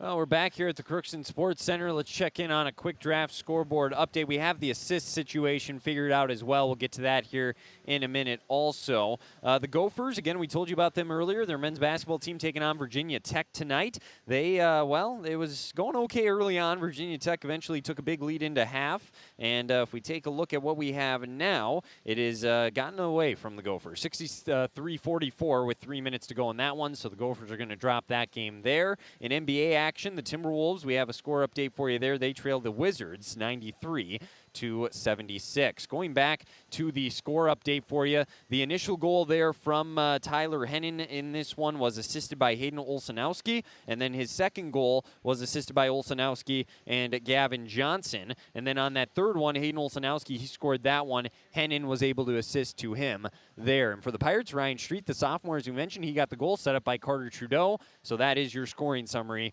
from the first period of play. And again, Jaron Bailey, he had 7 saves, and Jamison Turner in net for the Bearcats came away with 12 saves as he faced 13 shots in that first period of play. So there you go. We're getting ready for period number 2. The teams will be skating onto the ice here soon. Again, we'll have a story along with some pictures. We'll have the scoring, coaches' comments, and more on our website later tonight, KROXAM.com. So be looking there for all of that and more later this evening. Bo, any thoughts there from that first period? Anything else to add? Well, a quick note, I did just double-check the look down below us to get the assist, and Jack Doda also got an assist on that goal as well from Street. So, everybody on that top line there, yep. Doda, Trudeau, and then Street punched it home. Yeah, exactly. Well, and that's the thing. I mean, that was a great shift by all three of those players. They're doing their parts. Doda was in there really creating that forward check by getting the puck deep, and then Trudeau getting in and helping, assisting him.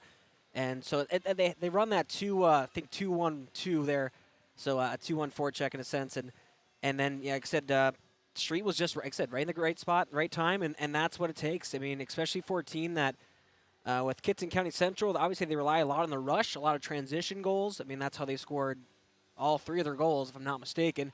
Well, I guess that the last one was kind of off the face-off, but the first 2 was off the transition, and so that's obviously something you got to really try to work on defending. And it's tough. Your first game of the year, too. You might be still feeling each other out, new lines as well. So hopefully after that first period, they got some things they know they can work on and see where they go from here. Absolutely. We're looking forward to the second period of play. I think we have time for a 1-minute break, so we'll take a 1-minute break. We'll be back with the second period right after this. You're listening to Crookston Pirate Boys Hockey here on KROX. You're watching Crookston Pirate activities on the KROX live stream. It's brought to you in part by Riverview Health, American Crystal Sugar Company, CHS Egg Services, Christian Brothers Ford, Bremer Bank, Grove Mechanical, Crookston Eye Clinic and Foston Eye Clinic, Crookston Valley Co-op, Hugo's Family Marketplace, United Valley Bank, the Benedictine Living Community, Villa St. Vincent, Ottertail Power Company, Crookston School District, Cess Vanderhoff, Andy Omen State Farm, the City of Crookston, and Tri-Valley Head Start, all bringing you Crookston Pirate activities on the KROX live stream.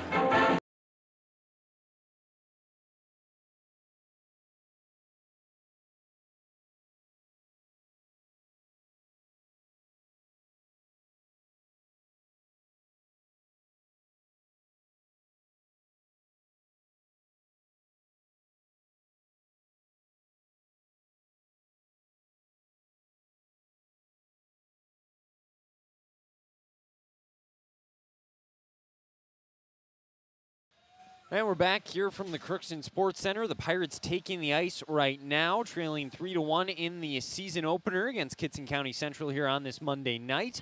3-1, like we said. It was 2 early goals from Tyler Hennon. The Pirates answer back. Ryan Street, his first career varsity goal, so congratulations to him. And then, of course, the Bearcats. That was the tough one there, Bo, right at the end of the period.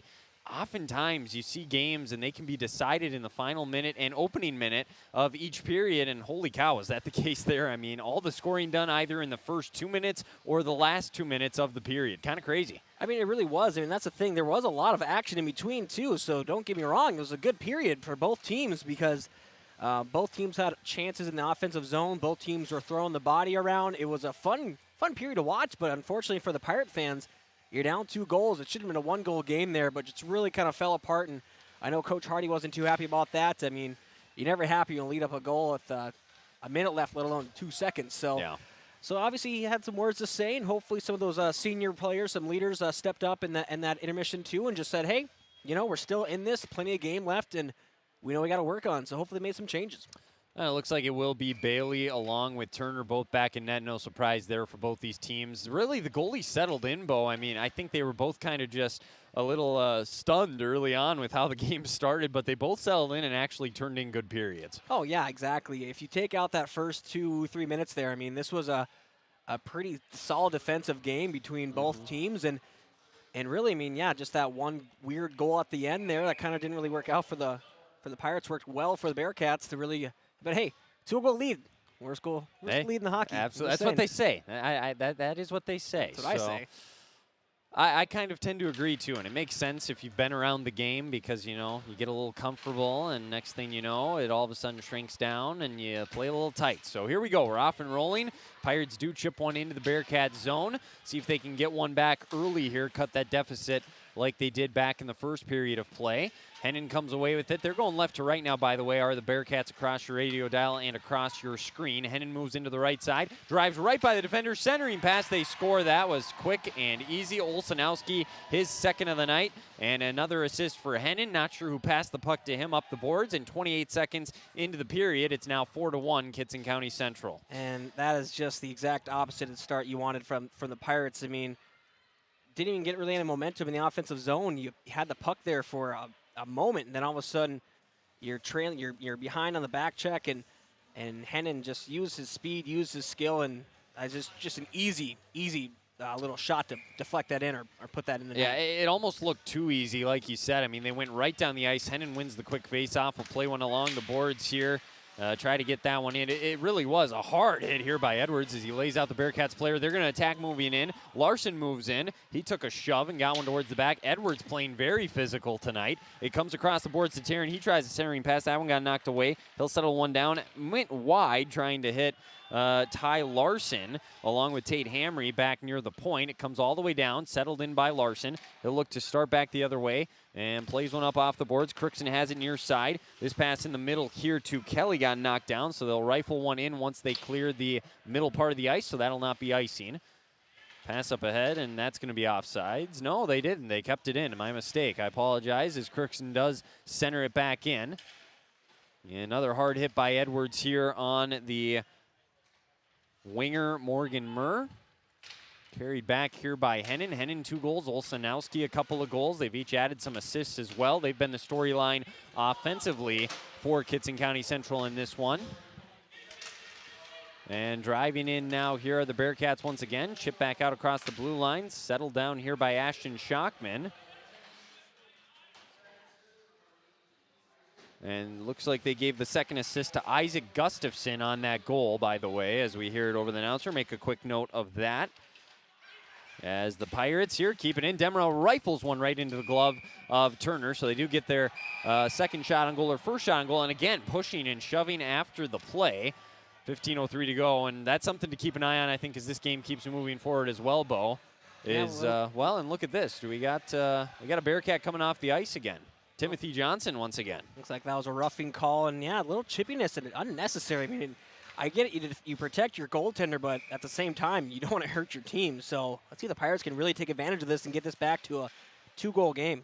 Yeah, absolutely. So second power play chance on the night. They're 0 for 1. The Bearcats are also 0 for 1 on their chance. Bailey out behind his net to play it. We'll dump one off here, settle down, played back behind the net, trying to carry it back. Here is Dota. He'll stop there. Now get a chance to get a full head of steam. Went down to a knee and lost it. Kelly goes back. Chips one up off the boards. Dota has it, carrying it in, moves to the left, goes around the defender, skates in. Dota tried to go towards the top corner, and a nice save off the shoulder of Turner. Settled down by Trudeau. He'll look for a pass back in, plays it behind to Dota. Dota, skate back towards the point with it. He'll pass one across here, settling this one down. Shot got tipped in on net, saved by Turner. As tipping that one was Kelly off the initial shot from Tegan Lubinsky, and it's rifled back down into the Pirate zone. The Pirates did have a player down in the slot there, just unfortunate didn't get to him, so can't they give him credit for that. They are having that player down there, but unfortunately not getting really screening in there. Though that's the one thing. Got to try to get in front of that goaltender and really make it a little more difficult on him. And we do get an offsides here, so that'll halt play for the moment. 1:05 remaining on the power play. 14:07 to go in this middle frame. It's now 4-1.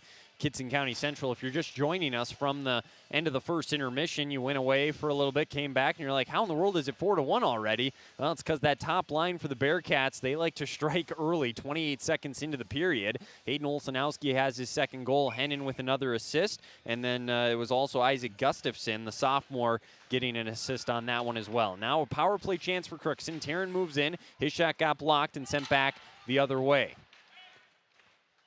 Let's see if Crookston can settle down, keep the puck in the zone for a little bit too. They're getting chances, but oftentimes it gets cleared so quickly by this Bearcats penalty kill as Demra moves back in. Tries a long cross-ice pass, gets deflected in. Back behind the net, skating, reaching it as Harbit centered one. Nobody was there to play it. Now Edwards tried a shot. That got blocked. Somebody lost their stick. Edwards has it. Wraparound got saved on the pad there by Turner. And now a chance for the Bearcats. Olsanowski 2-on-1 with Hennon moving back. They'll cross pass to Hennon. He scores. What a beautiful shot. A shorthanded goal for Tyler Hennon. He has the hat trick. It's 5-1. And what a shot. Top right corner over the glove of Jaron Bailey. Yeah, and that's the thing. You 2-on-1, it's kind of tough. As a defender, you got to either go for the defend the pass or defend the shot, and I think he just kind of didn't make up his mind there and just was caught in the middle, which didn't allow Bailey a really opportunity to commit one or the other. Had to play both and just got the corner just picked pretty easily. That was a beautiful shot. Oh, Olsanowski, he'll get credit for an assist. No surprise there. They're involved in every single goal, it seems like. We'll see what happens here in the final 15 seconds of the power play. Dota moves back in, going to try and do it himself. That shot went off the side of the net, cleared back the other way by the Bearcats. That'll kill off the remaining time in the power play. So the time of that goal, 3:36. And they do just give the assist to Olsanowski there, it sounded like. They're back to full strength, by the way, as we go under 13 minutes to go. 5-1. Crookston at times have looked good tonight, but at other times, kind of the same story as last year. There's just spurts where it slips away from them, and that's what we've kind of seen here tonight. They're out shooting the Bearcats 17-12 as they give one up here. Driving in is Olsanowski. It gets knocked away from him. Trudeau will try and come back the other way. He gets bumped off the puck. There to play it, though, is Street. Street off the body of Gavin Johnson, sends it back in. Trudeau goes after that one. Trudeau back behind the net. He'll settle it down there. Pass one off the boards. The centering pass here for Reese in the middle, still loose, and the Bearcats cleared out of harm's way. Boy, the Pirates had another good look there, just couldn't capitalize. They were on the doorstep. Trudeau battles for it with Hennon. This one out to the point to Larson. A lot of rifles one wide left as Reese went down once again and cleared back the other way. No icing as there was the deflection there, and that'll allow both teams to change.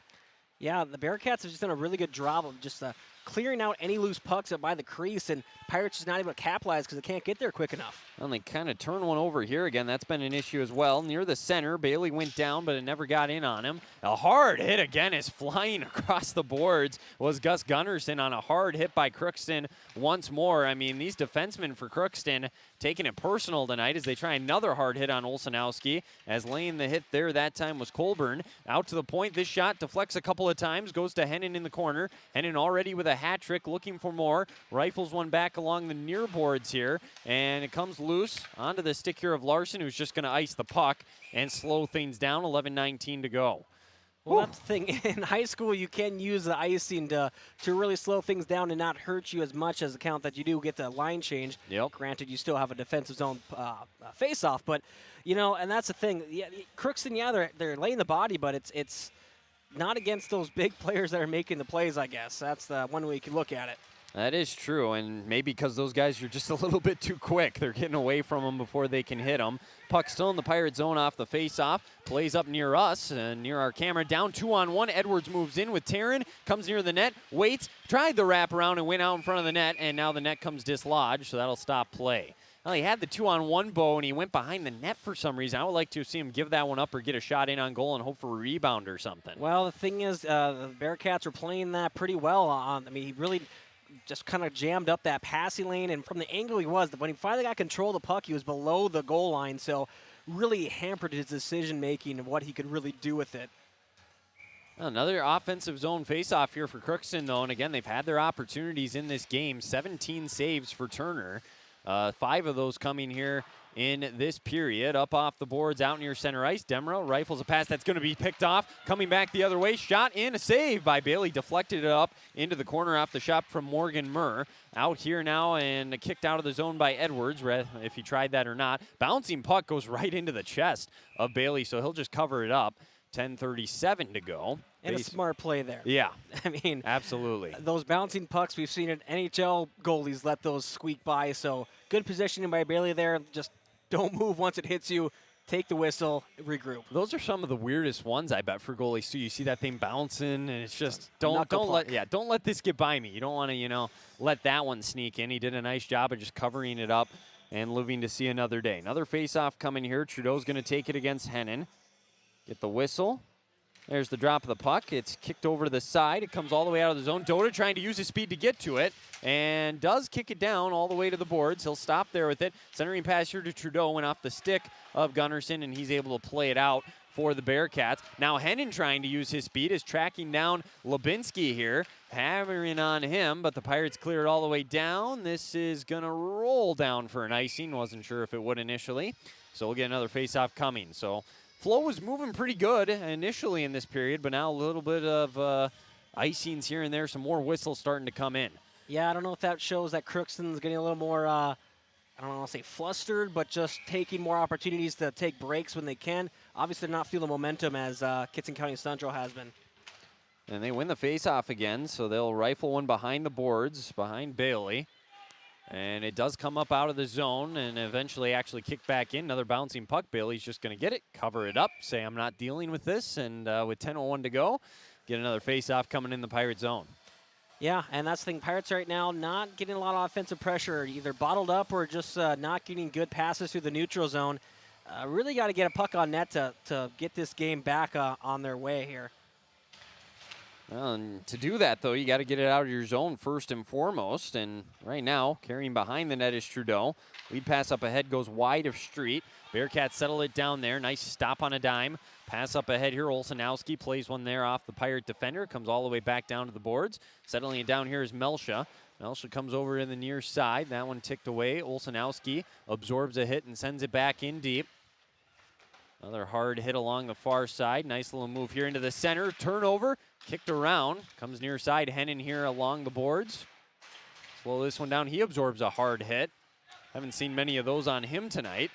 Pass back in deep. They're looking for a shot opportunity. Hasn't come yet. Now it's in front of the net. Still loose. Driving in here are the Bearcats and eventually poked away. Jack Dota pokes it. He's trying to move in. Henning got back, though, and made a nice play. And he'll raise a puck down the ice. Could be a 2-on-1. Moving in is Olsenowski. He'll center. Oh, nice pass to the side, but getting run over was the player there. That was Izzy Pedraza as she got clobbered on that play from Ty Larson. Now this puck loose in the middle. Settling down that shot. Saved by Bailey. Loose puck. Another try. That one never got through as Bailey is flying all over the place right now, trying to keep the puck out of the net. Still loose. Slot. Might be a chance here. The puck's still loose along the right side. Now comes all the way out.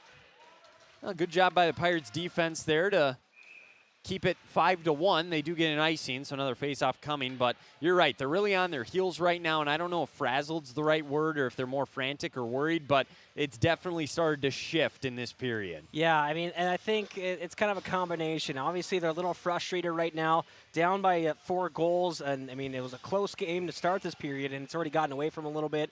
And just nothing's really working for them right now, so they really need to just get a little victory right here to get things back on the track. They haven't had a shot on goal in what seems like forever, as carrying behind the net here and dumping one around are the Pirates. Edwards going to carry it back in. Moving in with him is Tate Hamry. He'll come across the left side, try to weave his way through, get one in on net, and that one got saved there off the pad, the left pad of Turner. Sent back down. Kelly there to get it. He'll play it. He's being chased. In pursuit behind his own net. Send this one towards the middle part of the ice. Settling it down is Timothy Johnson. His pass across. In now, moving in is Taryn. He's got Trudeau with him. Lost it on that push pass to himself. Just went a little too far with it. Settles it down behind the net. Plays one back behind the net. Chance for Trudeau out in front. Almost snuck one by. Now Dota weaves his way with the toe drag. Gets in and shoots one into the gut there of Turner, who's up for another save. Have a day, Jamison Turner. Yeah, and that's right there what the Pirates needed. It's not much, but it's a shot on net, it's some offensive control, and it's an offensive face-off. Build off this, and that's really what we need to see, a face-off win or just some sustained pressure. Well, the chances are absolutely there. Even when they don't have sustained pressure, they win a face-off, they can get one in on net like they tried there, but it got blocked on the shot attempt from Thor Harbit. Trudeau tracks it down. This top line trying to create something. Street out in front for Dota. Puck still loose. Comes over to Demra. He'll rifle one through. Never got through. Hit off of Trudeau. And now coming back the other way, Olsenowski once again with Hennon. 2-on-1. Olsenowski shot blocked. Nice job by Harbit. A nice strong defensive play. Saved by Bailey on another try. And now with it here is Trudeau. He'll play one off the boards all the way down. It's not going to be in on net, so that'll be an icing. And we'll come back the other way. Yeah, unfortunate high school rule there. Not the closest player, but it's just the puck that needs to get across that line. Dota could have been sprung for a breakaway there, but just didn't work out for him. But Pirates at least playing that 3-on-1 a little better. That's something to take from that. I mean, that's a good way to phrase it. It's a little better. Try to. So that's the thing is. It's the opening game of the year. Kittson County Central, as they shoot one in here. It got blocked. Might be a chance. Shockman now coming back the other way with Reese. Just dumps one in. Opening game of the year. Kittson County Central's got a couple under their belts. They got a lot of high-end players there on that top line, and I mean that's really the story of this game. Is some of these elite players for the Bearcats have been playing already quite a bit this year. As Olsenowski moves in, saved by the side of the net there by Bailey. One off the side, played up ahead here by the Pirates, but now sent back in as Hamry couldn't clear. Larson gets to it, rifles one off the boards. Comes over to Reese, goes through him, trying to get to it now to come back the other way is Colburn. He'll race down into the corner. Oh, took a hard hit. That's going to be a roughing, I believe. Elbow. They're going to say elbowing here. And is that Timothy Johnson again? Boy, he's got a knack for the penalty box, I guess. So he's going to go for elbowing this time. And he didn't like the call initially. There was a hard collision, and now the officials are going to talk it over. Or they're talking something over. Well, it's a hit to the head against the boards there. I mean, I wouldn't be surprised if we see some. Nope, just going to get 2. I would say, could you potentially get 5 for something like that? I mean, if it was a little more malicious, probably, but I think they just saw it as maybe just some contact from the elbow there. Yeah, if it would have been a little more malicious, probably could have had a case for 5. But either way, Pirates take advantage, hopefully, here. Yeah, they're 0 for 2 on the power play so far, and they actually gave up a shorthanded goal in this period. Dota driving in on the left side. Will stop behind the net, settle in there. We approach 6 minutes to go in the second frame. Shot in on goal, he scores! Somehow snuck it by Jack Dota, and it's 5-2. They score on the power play. Jack Dota's first of the year. And that is a breath of life right there for the Pirates. They needed that because that gets it back to a 3-goal game. And you got to think, 6 minutes left in this period. You got a whole other period after this. You're not out of this. There's still plenty of game left. Now, with the way these teams are scoring tonight, I don't think you're ever going to be out of a game. Jack Dota's first of the year. He led him in points a year ago. That was a nice shot. I don't know how he got it through all that traffic. There was some heavy traffic in front of the net. Somehow snuck it by all that and was able to beat Turner. So 5-2, 6 minutes to go. Back to full strength with the power play goal. They're 1 for 3 now on the night. In the Pirates zone, we'll see who gets the assists here. As this one saved by Bailey. Trudeau gets the assist. And that's the only assist on that goal. So Trudeau will get his second assist of the night. And again, it's a power play goal. Jack Dota, 10:55 time of the goal in this second period. 5-2 now. Kittson County Central still in front. But again, positive momentum, hopefully moving forward in the Pirates' direction. That's exactly what they needed.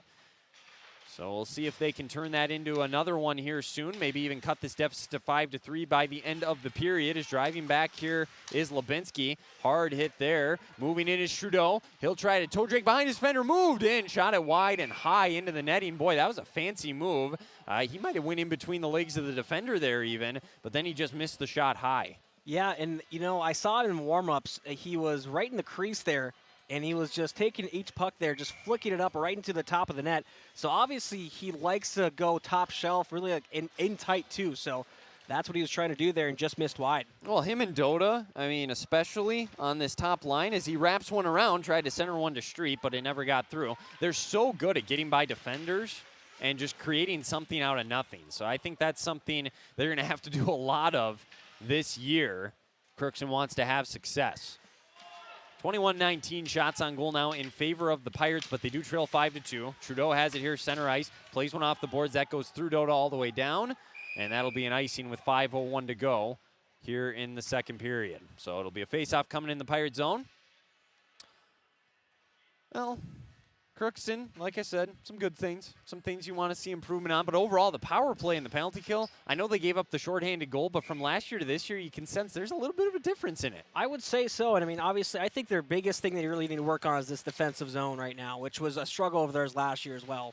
And I'm going to take what you want from the face-off situation tonight, but, regardless of who you put in there against Hennen, he's going to win the majority of face-offs, so those numbers will be a little inflated. But when you're going up against a guy like that for the entirety of the night, especially with how much ice time he gets, you're just not going to win many face-offs. So that's made life tough for Crookston tonight as well.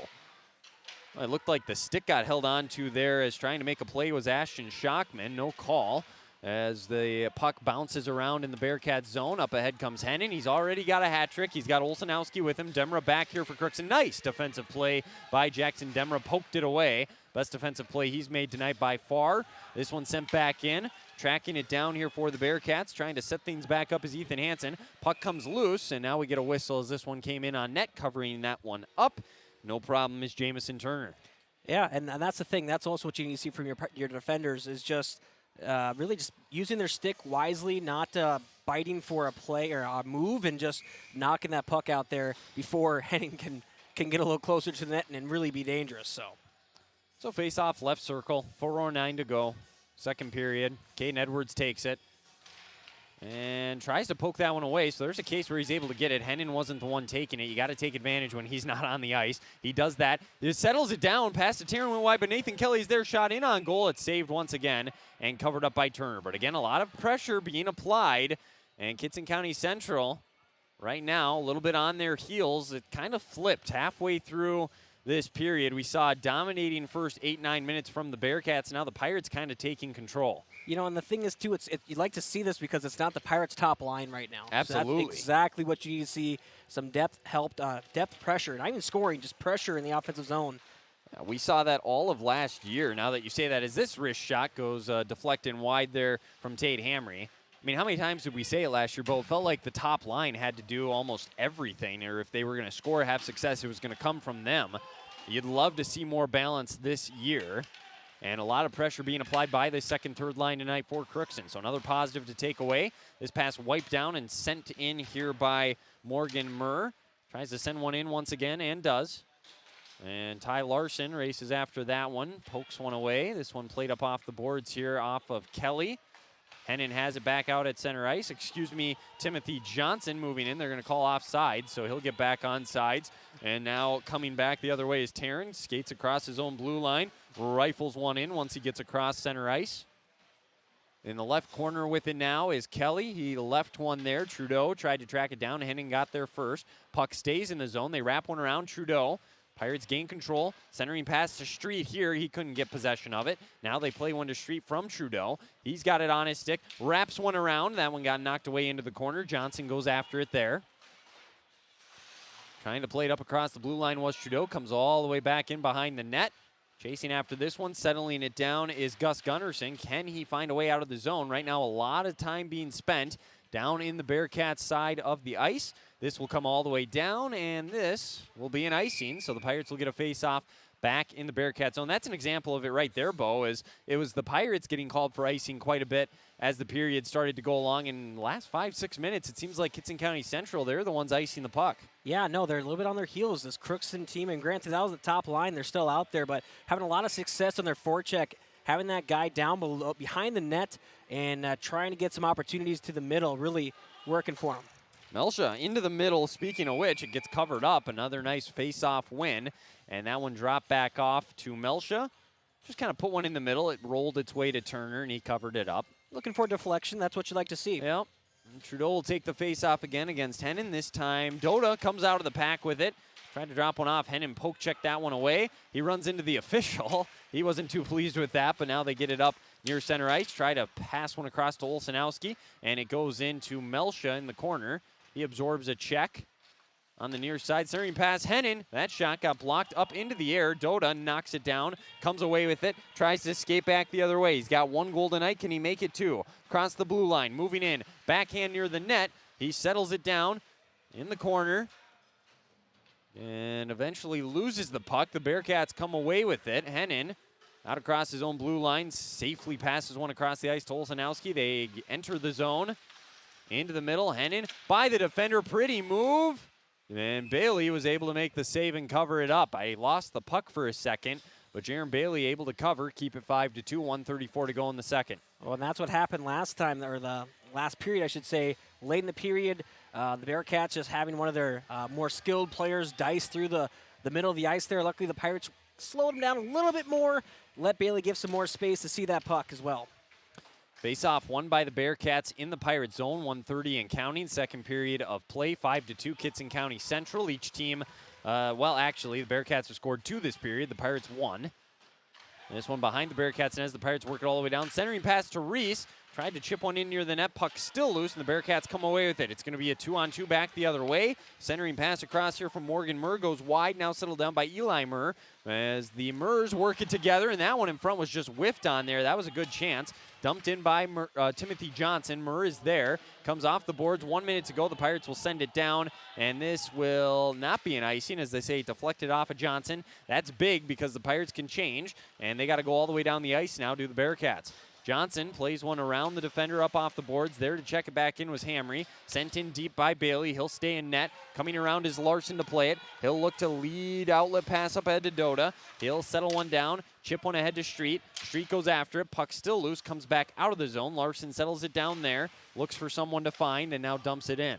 27 seconds to go in the period. Back behind the net playing it here for the Bearcats is Gavin Johnson. Dumps one across. Back the other way, 20 seconds. This is where they got him last time. They got a late goal in period 1. Pirates want to avoid that here. Oh, and they're going to ice it, and this is looking all too familiar from that first period. That's how it started last time. 12 seconds to go.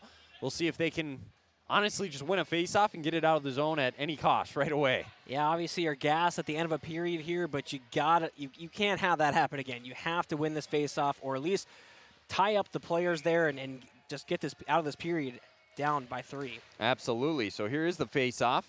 Goes into the corner, 9 seconds, or hold it along the boards, whatever you got to do. Doda gets it out of the zone, so now can they go on the offensive attack? 5 seconds, puck comes loose, sent all the way back down. It's icing. They do blow the whistle with 0.9 seconds.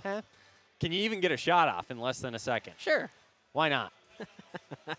So we'll see. More than likely, they'll just drop the puck here, and that will conclude the second period. Of course, in the intermission report coming up here in just a little bit, we will go over all of the scoring again from this period of play, draft scoreboard update, and we'll get you ready for period number 3. Looks like it'll be 5-2 in favor of the Bearcats. There's the drop of the puck, and we'll head into period 3, 5-2 in favor of Kittson County Central. We've played 34 minutes here from the Crookston Sports Center. We'll get the intermission report coming up in just a little bit. We'll go over the scoring, all that and more when we come back. You're listening to Crookston Pirate Boys Hockey here on KROX and the KROX live stream, and we'll be back right after this. For all of your automotive service needs, call Christian Brothers Ford here in Crookston. We have a service team to handle all of your vehicle's needs. Does your vehicle pull to the right or left? Call and schedule an alignment today. Proper alignment saves gas and wear on your tires. We're here to take care of your vehicle repairs and maintenance.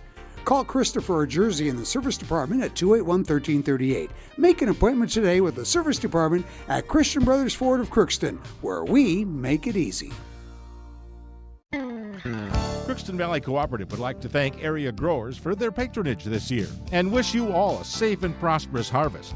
Since 1979, Crookston Valley Cooperative has been your full-service local agronomy dealer, delivering on the products and service that you've come to expect. For all your fall fertilizer needs, stop by or call Sean at 281-1178. Crookston Valley Cooperative, here to keep you growing. This is my farm. Don't come out here and tell me what I need. I need solutions that work and market options that are worth my time. Small town support that sees the bigger picture.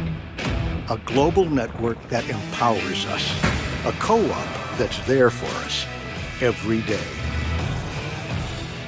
This is Judy Hulst, Administrator at Villa St. Vincent and the Summit Apartments. Over the years, we have seized the opportunity to make changes and improve the services we offer. Healthcare has taken on a very distinct evolution, focusing on post-acute short stay and return to home. It is our privilege to continue to serve our community with a continuum of care ranging from assisted living, memory care, post-acute short stay, and extended care. We are so grateful for the support of Crookston and the surrounding communities. In this season of reflection, please know how very proud Villa St. Vincent and the Summit Apartments are to serve our community. From early morning to the last thing before bed, light powers your day. And every time you turn on a light, it's a chance to save. Choose LED bulbs. You'll use 75% less energy, and because they last so long, you may never have to change them again. Whether it's bright light for the bathroom or a soft, warm touch in the family room, LEDs do it all. See how Otter Tail Power Company can help you save at otpco.com/LED. LED lighting, the smart way to light your life. Society, winning has come to mean everything. If winning comes at the expense of good sportsmanship, everyone loses. Nothing is gained in the long run. Good sportsmanship is the result of a disciplined effort to respect yourself, your opponents, and contest officials. Remember, good sports are winners no matter the score. This reminder is brought to you by the Minnesota State High School League.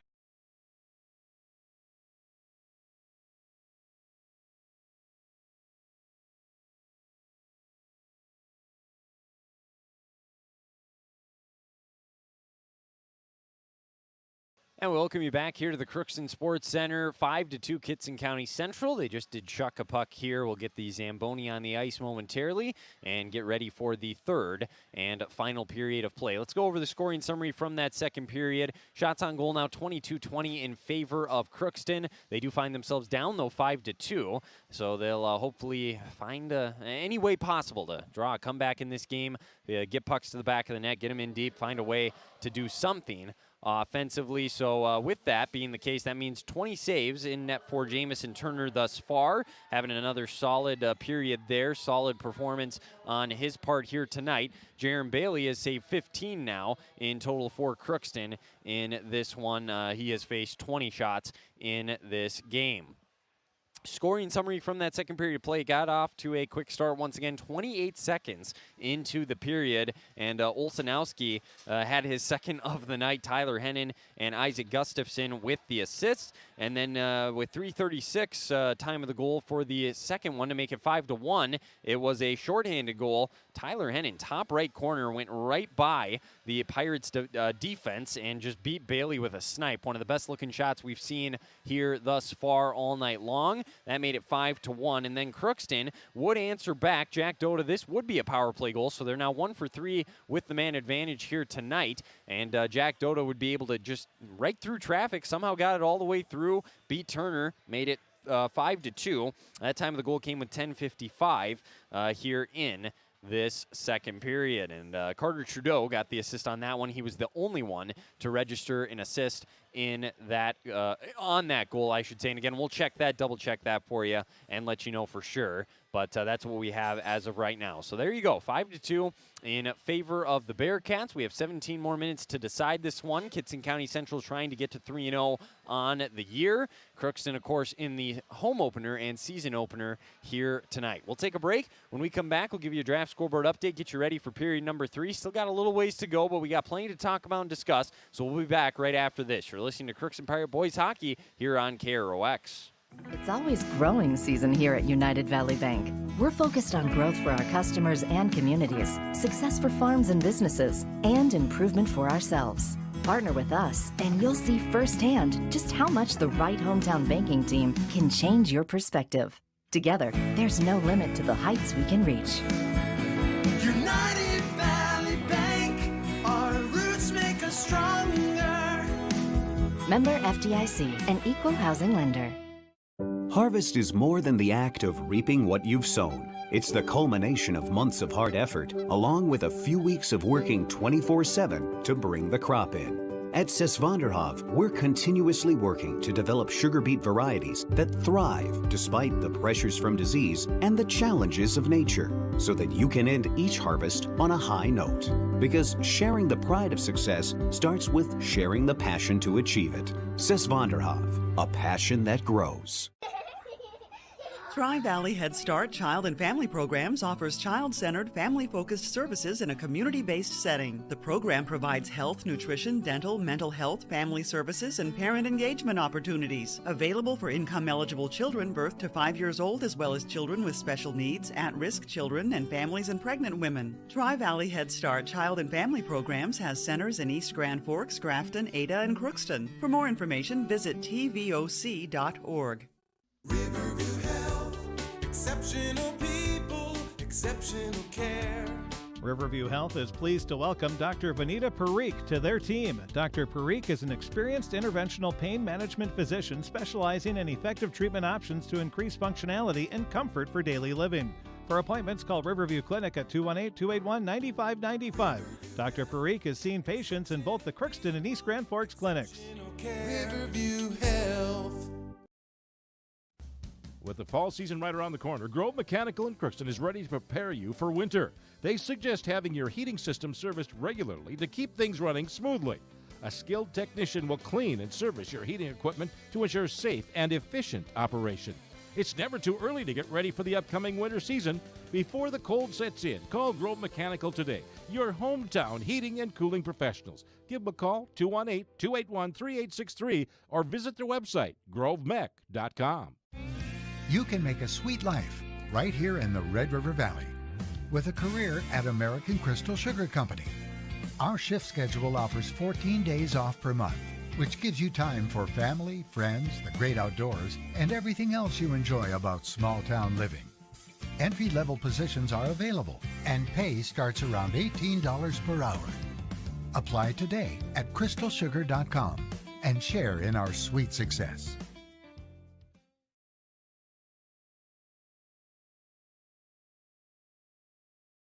Center on this Monday night. Weimerel, Bo Melby here, bringing you the season opener for Crookston Pirate Boys Hockey. They trail this one 5-2 against Kittson County Central, and we'll get the third period off and rolling here in just a little bit. Bo went down there to take a look at the official scoring. Do we have any updates, any changes, anything? You wrote them down just to make sure you didn't forget, I would guess. So Yeah. I think we had them for the most part. I'm trying to think maybe on one of the goals if we missed something, but. Let's see here. So we had, Hayden Olenowski from Hennon and Gustafson. Yep, we had that. And we had Hennon from Olsenowski. Yep, and then Doder from Trudeau. Yeah, there we go. We had. So we're getting better. After the first period, we got better in the second period. Look at that. We'll get better in the third period. It'll be great. So there you go. There's your scoring summary from the first 2 periods of play. Like I said, 5-2 Kittson County Central here leading this one at the intermission report. Draft scoreboard update for you. You know, Bo, I remember I used to let you do these last year. Do you want to do that again? You know, I guess I can. Well, there's not much to say. There's really not. I think the Gophers game has probably gone final by now. I know the Timberwolves were getting beat pretty bad. The other ones, obviously, we don't have a score update on. So I don't know if you want to just run through the different stuff going on so I can work on my story over here quickly. You know, I can do that for you, yes. So on this Monday, it's a little slower day this week, but hey, we'll take it along. We have this game here for you on KRX Radio and on the video live stream as well. So other hockey around the area, just girls hockey, just one game, that is Elk River. Weird town that Elk River is. It's a great town, you know. You ever been? Have you ever been? I know I have not. No? So, never even drove through it? Well, on the interstate nearby. Sure, so. sure. But anyway, fair enough. So, Wyatt's Elk River versus, they're at Moorhead girls hockey, and don't have a score for that one quite yet. That might actually, it's probably in progress as we speak, as most of these games started at 7. We started at... We started a little after 7. It was supposed to be a 7 o'clock start, but I would guess the majority of games going on tonight. For boys hockey, there's only 2 games in the entire state tonight. Yeah, that is pretty weird. So, and this is one of them, so kind of crazy. Odd, but and then girls basketball around the area. Grafton's traveling up to Stephen Argyle. Red Lake County Central, they're going over to Goodrich Grigla. And then, of course, as Wyatt mentioned, the Timberwolves, and they are right now going to lose pretty handily. They are down 2 minutes left in the fourth quarter. Wizards are up 142 to 121. What's defense, they say. Pretty Anyway, much. Yikes, that's why I don't watch the NBA. No, but anyway, so let's see here. Gopher basketball, let's see how they're doing, if they've wrapped up. Yep, it's final. The Gophers lose 67-57. They dropped to 4-2 against Virginia Tech. They improved to 7-1.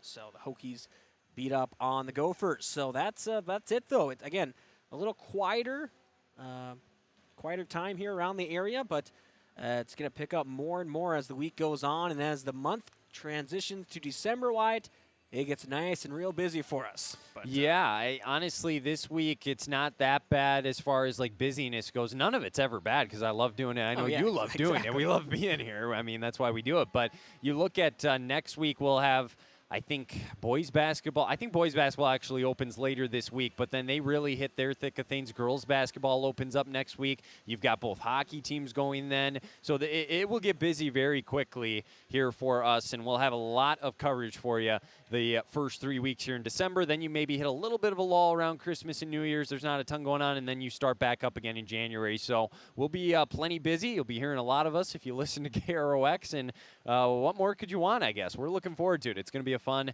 couple of months. There's no question about that. Any thing you want to see in this third period before we take our last break, Bo? Well, obviously, if you're the Pirates, you just got to really find your game. There's been glimpses of it so far, and they've had opportunities to make something happen, but they haven't been able to really connect. They've had those 2 goals, but really not much else to show besides those plays and those 2 goals. So really try to either tighten down on defense or open up on offense. Either way, you got to do something here. Otherwise, it's going to be a long third period here because Kittson County Central, I don't foresee them taking the foot off the gas. They've been having a good game, and I think they want to see it. They want to get another hat trick, probably, I would assume, if that was them. So hey, why not? I mean, you got one already. Olsenowski just one away from being one as well. So it is those 2 guys. That's been the case their first 2 games of the year. It's the case tonight. That's going to be really their storyline all season, is that top line, those 2 guys. They, when Coach Hennon, I talked to him, he said, we got some couple guys, top tier, elite, kind of, that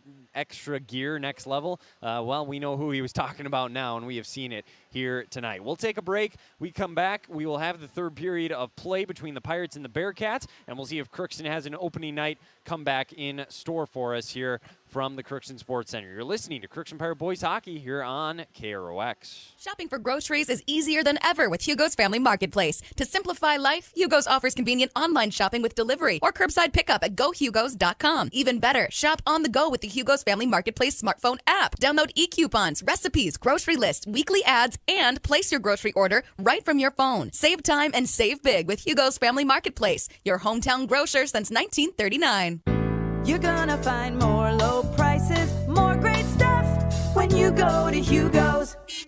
At Crookston High School, we really have a lot going on. There isn't that much going on. Oh yeah? We have Softball, Baseball, track and field, soccer, swimming, tennis, golf, volleyball, crap shooting, hockey, basketball, wrestling. So we have a lot of sports. and there is orchestra, Band, choir, visual arts, Speech, theater, Leo Club. and Crookston is one of the highest academic schools in the region. Really? Yeah, really, especially in math and I science. guess we do have a lot going on. Yeah, and that's why Crookston High School is My education destination. Welcome to Indiana State Farm. We're located on 423 North Broadway, next to Holiday in Crookston, Minnesota. Third generation agent with State Farm. We've got a team here with over 75 years of experience. 6 of us fully licensed, here to serve you. We know insurance is about a promise, and we're here from the beginning to throughout the whole process to deliver on that promise. Nobody likes to wait on hold, and neither do we. Give our office a call where a cheerful voice is ready to help you right away. Call 218-281-3643.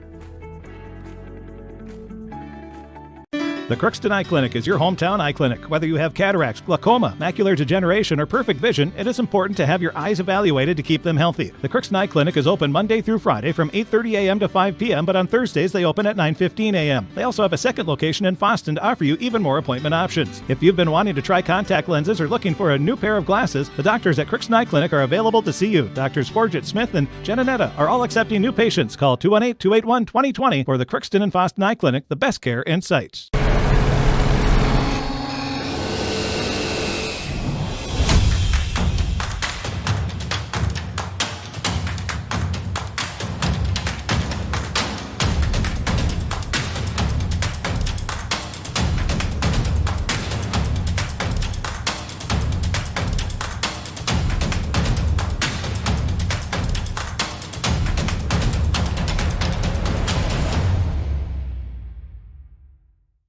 Ever wonder what your city government does for you?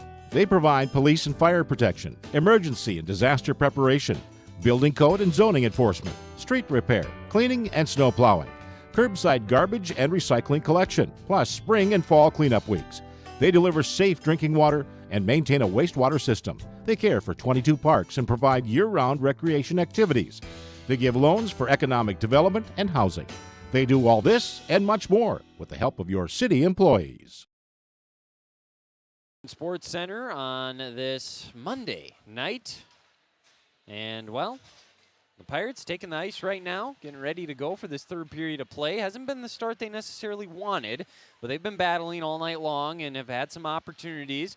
And they have a chance here to maybe pull something special tonight, come from behind, get a win, and start 1-0. But it's going to take a lot of work. Kittson County Central, they're not just going to give it to them. They have a very strong offensive attack. They've scored 16 goals in their first 2 games. They got 5 already here tonight, so they're a team that definitely puts up some pretty impressive numbers offensively. Speaking of them, Bo, they have not taken the ice quite yet.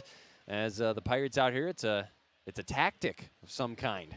Trying to throw the Crookston Pirates off, I guess. I don't know. But we'll get the third period off and rolling here soon enough.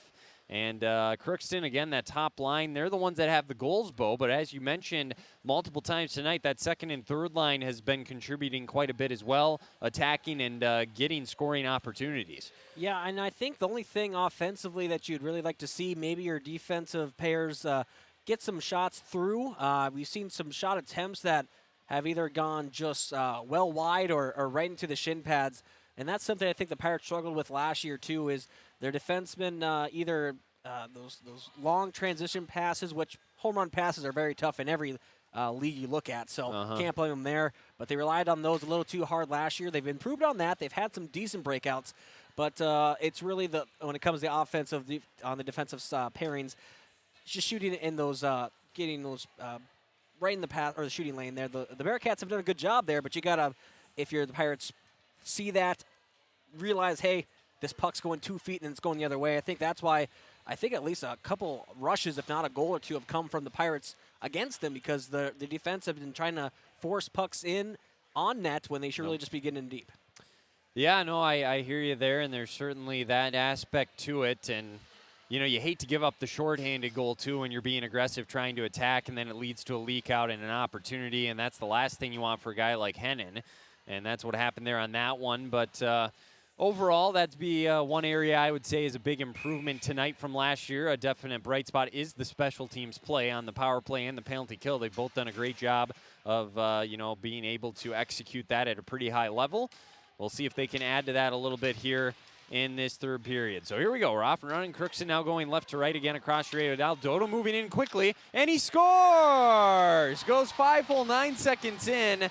We just can't have a period, I guess, tonight without a goal less than 30 seconds in, Bo. And it's 5-3 finally. Crookston is the team getting that quick goal. Well, I was just going to say, at least it was the Pirates this time. It was getting a little lopsided there. So and that's the best start you could think of right now if you're Coach Hardy. And that Pirate bench, I mean, that's the electric momentum you need right now. And you got to just keep the pass or the pedal on right now. Well, and they win the face-off again here. So back to a 2-goal lead, most dangerous lead in hockey, as you say, Bo. Here we go. Game on once again as they try and get another one. That was a dangerous pass. Doda tipped it, but could not quite get to it. Pirates gain control. Now come back the other way. Enter the zone.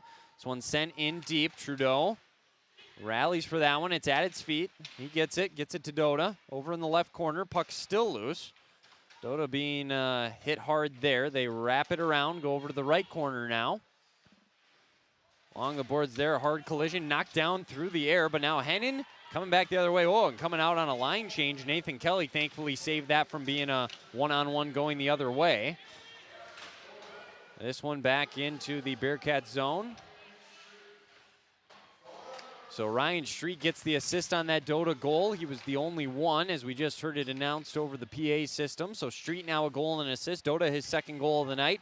And carried back the other way comes Caden Edwards, weaving through the defense with great speed. Works to the left side, shoots. Glove save, puck loose, and covered up by Turner. 15:43 to go. And again, some extra whistles after the play as things continue to get chippy. So how about this start for Crookston? What more could you want? Wow, I mean, the fire. I don't know what Hardy said in the locker room there, but clearly got to his players, and they're coming out with some energy, and again, great offensive pressure, a goal right away, and then also just get another offensive zone draw. You love to see it. Well, you'd love to get a power play of some kind. Shot from the point, blocked down, deflected, still loose. Shot on goal, pad save. Had a nice look there on a spinning shot from Thor Harbit. Brandon Colburn again. That 3-9 messed me up there. He switched numbers this year. Comes out here to Demera at the point. He'll rifle one high, goes wide of the net, just sending one in deep. Played here by Timothy Johnson, can't clear. Cut back in by Harbit. Going after it is Colburn. He'll track it down in the right corner. They're down 5-3. We still got a little over 15 minutes to go, though, in this hockey game. Over along the corner, Jackson Reese tries to fist one across. That one tipped down as the Pirates doing a great job of applying pressure. Bearcats can't get it out of the zone. Under 15 minutes to go now. Demera off the boards along the near side there by the Bearcats bench. Reese sends it in deep. Finally getting a stick on it is Timothy Johnson. Can he clear? He cannot. Kept in front of the net. Oh, if Shockman could have settled that pass down, he would have had a clean look. Pirates need a line change, so they'll get off the ice. This one cleared out of the zone, and that allows the Bearcats to settle down for the moment. Poked away. Doda's moving in. Shoots. Scores! Jack Doda celebrates in front of the Pirates student section. His third goal of the night, and it's 5-4, 14:33 to go. Well, then we got a hockey game here, Wyatt. Look at this. The hat trick for Jack Doda, picking up where he left off a year ago. The senior has cut the deficit down to 1. Time of the goal here in the third period is 2:27. I believe that'll be unassisted because he just stole a pass from the Bearcats and moved in. Boy, 1-goal game. Olsenowski moves in. This one in front of Bailey. It's still loose. They almost answered back. Boy, the Pirates avoided disaster there. Shot here, couldn't get through. Doda has it. He'll try and come back the other way. Cross center ice. This shot Gloved by Turner, and he'll hold it there. 14-11 to go. See if we get an assist on that last goal. I think it's an unassisted goal, so that's what we'll go with. We'll get it corrected if we need to. A hat trick for Dota, so we have a hat trick from a player on each team tonight. It's been an exciting opener, that's for sure. They're entertaining at the very least. Trying to score a 4th straight goal. They trailed 5-1. They got one in the second to make it 5-2. They've already added 2 here in the third. And we go under 14 minutes to play. Hennon's moving back in. Oh, he had Olsenowski. They just couldn't quite connect. Otherwise, that would have been an easy goal. Back in the Pirate zone. Back the other way. Whiffing on this one initially. Now sending it in is Hamry. Into the Bearcat zone across the blue line. Olsenowski, lead pass up ahead to Hennon. Along the left side. Demra back defensively. Shot goes through into Bailey. And he covers 13:32 to go. Nice save by Jaron Bailey. And obviously, they need to be good in the offensive zone to tie this game up, but this game is going to be won or lost in the defensive zone for the Crookston Pirates. If they let Henning or Olsenowski get another goal, I mean, that could be just a momentum killer. So far, so good. We'll see if they can keep it up. It'd be a backbreaker at this point to give up one after you score 2 like this, get the crowd back into it. Get it to a 1-goal game. This one comes out of the zone all the way down. Edwards chasing after it. It's going near the net, and it's going to be covered up by Turner. He gets sprayed, and now some extra pushing and shoving once again at the end of that play. And we'll see if any of this amounts to anything. Well, shocker, it's Timothy Johnson. Once again. I mean, he's had 3 penalties today. I mean, I don't want to harp on him, but he's kind of the enforcer role, and looks like they're going to take 2 of them here. Yeah, he's going to go back for his 4th. And joining him for the Pirates, this will be offsetting, is going to be Zachary Taryn.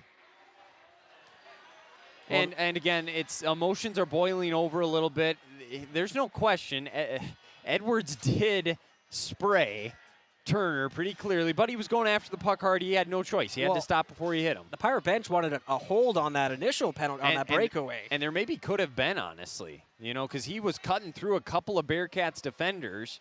And there was definitely some contact. Looked like he might have got held up a little bit, but nonetheless, here we are. They'll play 5-on-5. Again, offsetting penalties for both teams here. 13-19 to go. Comes out to the point. Oh, a hard slap shot there by Tegan Lubinski. Went wide. This one, through the air into the chest of Turner on that shot from Melsha. That one got blocked at the point. Floated all the way through up in the air, but Turner was right there, and he caught it like a center fielder, and that amounts to nothing there. I was just going to say, you don't see too many pop-ups the goalies have to catch, but, hey, you got to be ready for that one.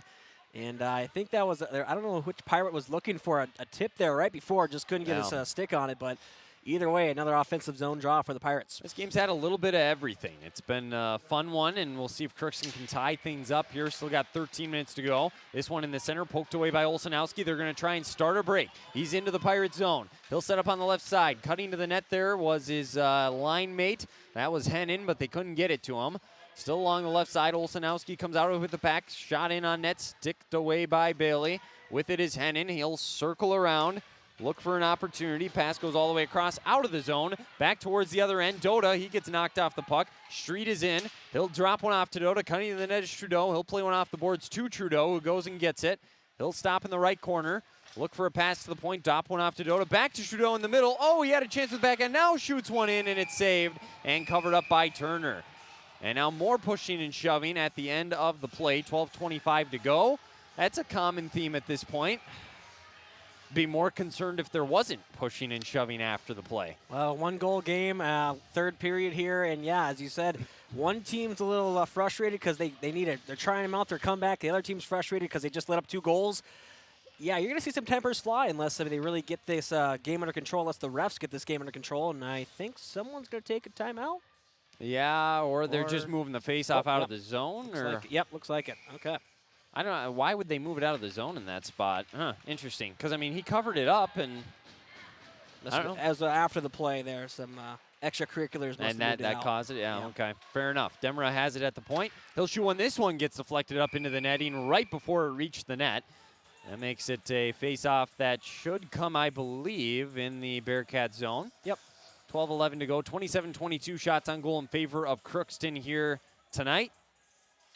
They need that equalizer here, though, still trailing by 1 in this third period. Edwards takes the face-off, wins it for the Pirates. Demra has it. He'll rifle one right away. That got blocked down. Puck is loose and kept alive in the zone for the time being. Now sent out. Demra has it near center ice. 12 minutes to go. Rifles one in back behind the net. Dropping off a pass here. Another hard hit. The Pirates are all over it. Turnover might be a chance for Kelly out in front. Tried to weave his way through. Puck still loose. And eventually Bearcats try to come away with it and do. And will backhand one up out of the zone. Boy, the Pirates are all over Kittson County Central here in this third period. But now a chance finally for the Bearcats to score. And this is going to be a penalty coming up on Demra. As he was playing defense, they're going to call a trip. That'll send him to the box, 11:34 to go, and that's a costly one there for Crookston. They're going to have that penalty kill is going to have to step up here. Yeah, that's tough. I mean, it looked like he was maybe trying to get his hip out there, but his stick got there first. I'm not exactly sure. I mean, it looked like he was trying to go for a hip check. I could have misread the play there from what I saw. I thought the same thing. I don't know how he got called for a trip there. I don't know if his stick just somehow caught the leg, I guess. But anyways, you got to get through it now here. Still only down one. And now a chance. Olsenowski had a good look. But look at this. Doda's coming back the other way. He might have a breakaway. Hennon on his tail. And he'll try and jump that one off. That might draw a penalty. It will not. As Coach Hardy's got his hands in the air, wondering why it wasn't called. Now a 3-on-1. They score. Olsenowski goes top shelf to the left. Boy, what a turn of events. And Coach Hardy's going to have a word with the official here. It looked like Doda was just drugged to the ground like he was hooked and brought off that puck.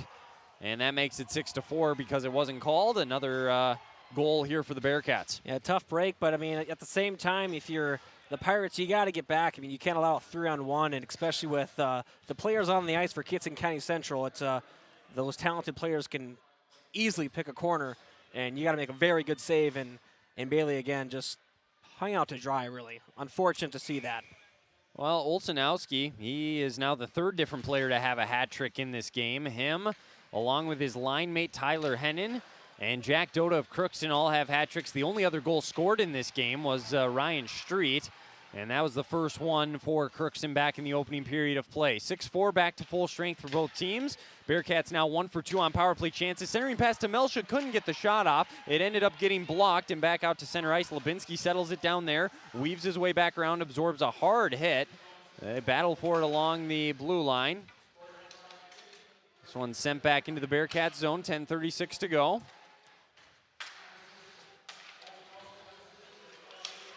This one dumped in, saved by Bailey.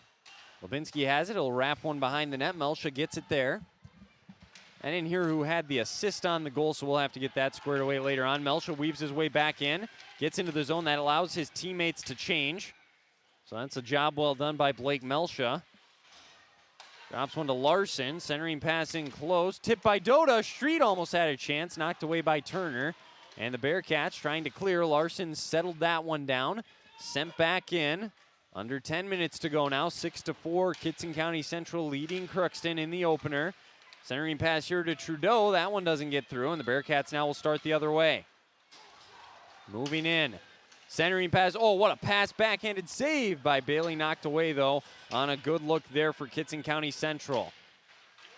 And there's another case, Bo, where Bailey, 2-on-1, 3-on-1, you know, he's had to deal with a lot. That was a nice save there, game-saving kind of save, as this will be icing, and the Pirates will get a offensive zone face-off at least. But Jaron Bailey's had a very busy night on his end of the ice. Oh, obviously. I mean, the thing is, the Pirates do have more shots, but I would say the Bearcats a little more high-danger opportunities. And so Bailey has been really tested and come up big a couple of times, but again, you can't make them all, especially those high-danger shots.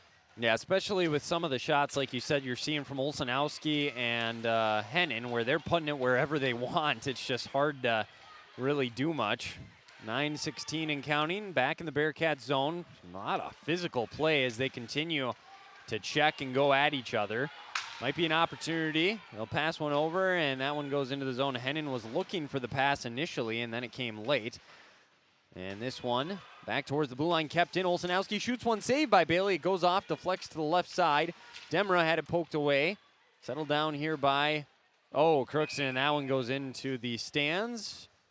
And they will say it was deflected, I guess, or is that not a rule in high school? I guess I don't know. It looked like shooting that one straight into the stands was Thor Harbit. So we'll just get a face-off. Coming in the Pirate zone, 8:49 to go. The Pirates need to get something going here. A good breakout would really help their momentum right now. You got to win that face-off. They don't get it. They settle down in the middle. This shot near the net. Bailey sticks it away. A nice aggressive play by Jaron Bailey there to come out of the net a little bit to poke that one away. Good recognition. Not out of the woods yet. Puck still bouncing around near the feet of Edwards, and he gets it out. Oh, the ref just got hip checked, and he is staying pretty stationary right now. Boy, I tell you what, Edwards is playing physical. He didn't even notice the ref was there. This is going to be sent in for an icing. The ref needs it. Holy cow. He got pinched up against the boards. He's trying to skate it off. Edwards just jammed the Bearcats player right into his hip. Woo. And I will say, Wyatt, that is technically a linesman, not a ref. There you go, linesman. But yeah, no, he's hurting a little bit there. He's breathing this one off here. That's a tough hit. That's the thing. These officials, they're in the action. They can take some hits. They can take some pucks. I mean, you got to give them credit. Yeah, of all the sports I probably wouldn't want to officiate in, hockey might be up there just because of the physicality of it, and you never know when you're going to get a little friendly fire. Bearcats coming back the other way, 8:08 to go, 6-4 lead. Crookston trying to do whatever they can to stay in this one. Centering pass, it was a good chance out in front, but it got knocked away at the last second. Recovering was Jack Doda to poke that one away. Crookston's got to get it out of their zone. Olsanowski centering pass. Hennon, they pass one into the middle. That was another try. That one didn't get in, though. Doda has it. He'll backhand one. Does not clear the zone. Kept in and sent back in deep by Kittson County Central. Playing that one was Ethan Hansen. Comes back out near the center of the ice. Gavin Johnson over to Hansen. Back one up here to Olsanowski. He'll play one off the boards. Demera gets it here. He'll dump one in. He's going to roll all the way down. They'll keep the play alive. Turner recognized there wasn't any pressure. They keep it alive. Might give a chance offensively going the other way now. Olsanowski enters the zone. He'll stop there, take a hit from Doda, dump one off. Might be a chance. That one sliding down to block it was Demera. Nice strong play once again. Called his name a couple times tonight on the defensive side of the puck tonight. Doda, 2-on-2 back the other way with Shockman. He takes a pass, enters the zone, shoots one, save as Doda was crashing the net. Couldn't quite get there in time for the rebound. Under 7 minutes to go now. Shockman couldn't do anything there once he got it back behind the net.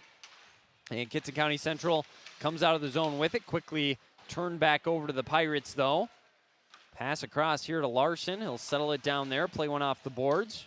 Sent all the way back down. This was deflected in, so no icing. Getting there first is Reese. Tries to poke one away. Timothy Johnson there for the Bearcats played it. This is a centering pass. It's out here now. A shot by Harbit goes high to the left side. Shockman's there. He just tries to center one, gets it back out to Harbit. Larson has it here. Tries to weave his way around a defender. Stops on a dime. Drops it back off to Reese. Reese will just dump one in off the boards. Try and keep it in deep. 6:18 to go. And kept in by Larson. He'll shoot one in on net. That's a save and swallowed up by Turner. 6:10 to go. Oh, you get the sense it would have been nice for Crookston with how much pressure they were applying there if they could have got one in. Yeah, but that's the thing. They at least applied some pressure there, and they gave their top line some rest. They're coming out right now, and so you got to, that's what your top line can do. They really got to be those guys that step up in these closer games, and hopefully they can get something going here. And again, Hennon wins the faceoff, though. He's been so good at that all night, and it's tough to get much going when you don't get those offensive zone faceoff wins. Sent in. A lot of contact here. Getting there, though, for Crookston is Lubinsky. Under 6 minutes to go. 6-4 Kittson County Central. Hennon backhands one in front of the net. Nice defensive play there, though. Shielding off the attack by Hamry. He tries to battle for the puck here. Comes out here to the right side of the boards. Dumped in. Lubinsky going after that one with Olsanowski. It comes up to the left side. Played here by the Bearcats. Dumped back in by Gavin Johnson. Back behind the net, played up off the boards. Doda, nice drop off here. Moving back is Trudeau. He'll come across center ice and get it into the zone. That's offsides, though, as Trudeau had entered before Street could get that bouncing puck. 5:25 to go. Still 6-4. And you think a couple more minutes here, you get under 3 minutes down, too. Is that when you start to think about potentially pulling Bailey in this situation? Yeah, you'd really try to get some shift that you could really get some sustained possession in the offensive zone. But the Pirates have had some. Looks like they're going to take their time out yeah, now. Bearcats, I think, are the ones. They pointed to their side, I believe. Yeah, looks like it. So they'll take the time out, and that will – you get one in high school, right? Just like Crookston would get one. So that'll leave Crookston with one. The Bearcats won't have any more remaining. We got 5:25 to go. Well, I guess, if you're Kittson County Central, you want to make sure your top line is going to be give a little extra more breathing room, as they're going to be on the ice the most. They've not only been the best offensively, but very well defensively. And I've kind of noticed in the last few minutes here, Kittson County Central has been doing a really good job, really jamming up the boards on the sides here, which Crookston's been trying to rely on to get out of their own zone.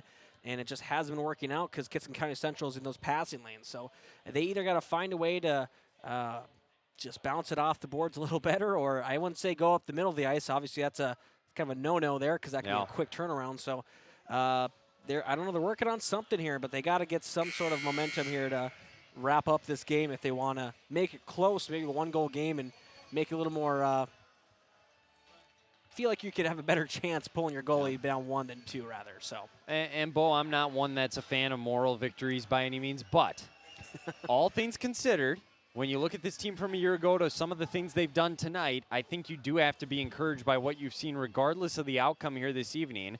Crookston has done a lot of things well, and there's a lot to build off of. And it's the first game of the year, while Kittson County Central's already played a couple. So there's that kind of needs to be factored in as well. So we're back in play. Face-off just outside of the Bearcat zone. Crookston sells it down. Dota trying to drive the net. Drops one off. Trudeau shoots pad. Save. Boy, Turner just got his toe on that one. That's the best look Carter Trudeau has had all night. Henning trying to start back the other way now. Gets it out of the zone. Attacks across center ice. Weaves back into the middle. Moves in. Shoots. Hits the post as it bounces out to the point. Another quick shot. That one got blocked down and is knocked out of the zone by Street. He'll move back in with Trudeau to his left. Street, wrist shot, saved. It was a rebound, but it comes out to the Bearcats, and they'll clear the zone back out to Demra. A lot happening in a short amount of time. Demra shovels this one in. Pirates going to get a complete line change here. Henning back, settles it down, patiently awaits, and sends it all the way down, trying to send it in on net, but sends it wide for an ice. And that will stop play. 4:36 to go. Another couple good chances there for the Pirates. Well, I got to say, that you're coming out of that timeout. Yeah, granted, Henning hit the post there. This game could be even more different. But the Pirates there, some good opportunities. Trudeau with a good shot, and Street as well. He's been having some good opportunities on that first line roll. Street absolutely a bright spot, scoring a goal tonight, adding an assist.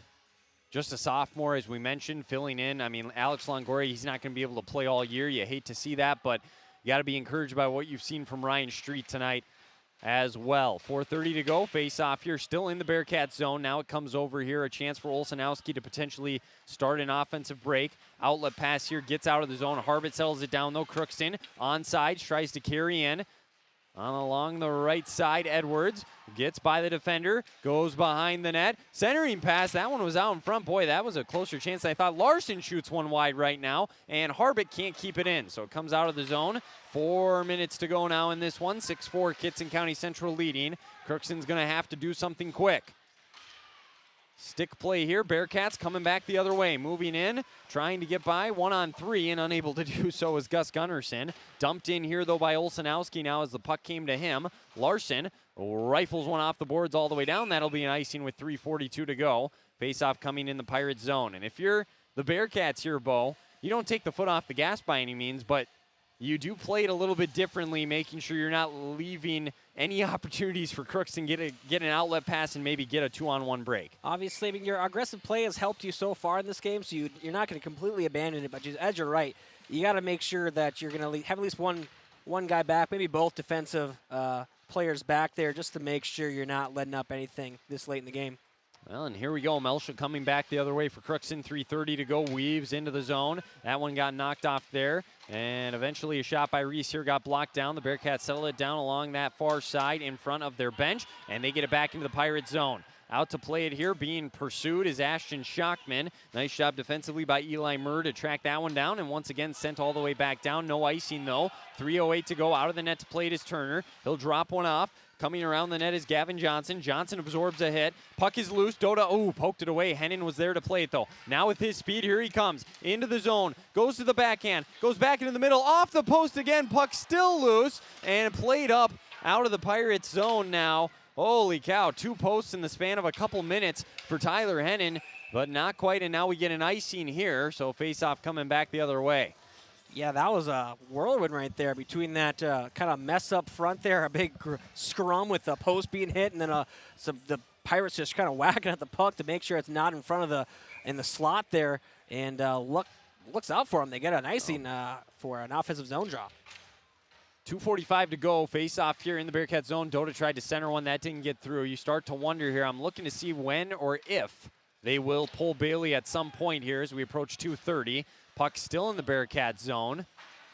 And now sent all the way down. This should be an icing. I don't think it was touched, so that'll give the Pirates another offensive face-off zone. Offensive zone face-off, I should say. I mixed the words up there. 2:26 to go. We got what you were saying. Yeah, you hear me. You got that top line out there. At this point, you can tell they're a little tired. I see Dota's a little tired, but you got to have them on the ice, you feel like, at this point in the game. So they're going to have to stay out there. Trudeau takes the face-off, tries to win this one for Crookston, and does a nice job. It's battled for along the near boards, 2:18 to go. Oh, and the Bearcats are okay, just letting that clock drain off as they try and just hold it. Dump back in behind the net. Giving chase here is Ethan Hansen. Drops one off. It goes off the stick of Street. Olsenowski over to play for Kittson County Central. Pass up out of the zone as we have 2 minutes to go. Dota at center ice. Tries to weave his way through. Had the puck knocked away. Pass in. Knocked down by the Bearcats. Olsenowski has it. He'll come up the left side. Center ice. Drop one off. Harbit tries to send one back down. With 1:45 to go, Pirates got to get possession of the puck here somehow. They had it momentarily. It's sent back in. Pedraza goes after this one. Pedraza sends one over to Olsenowski. Oh, this was intercepted, but it was offsides because obviously giving pursuit was Caden Edwards, so they couldn't really do anything with it. 1:28 to go. Olsenowski pass up ahead. Sticked away. Melsha settles it down there. Bouncing puck goes into the Pirate zone. 1:20 to go, and they're running out of time now. Here we go. They try to get an offensive break. Up ahead to Taryn. They're in the zone. Settling it down. Bailey's breaking to the net for the extra man. It's going to be an empty net. This one settled down, and the face-off will be coming as Turner was able to wrap that one up. Whistles blow. Whoa, and an extra shove or two here by Crookston, and they are going to send Edwards out into the box, and I think they're going to send, Hennon with him.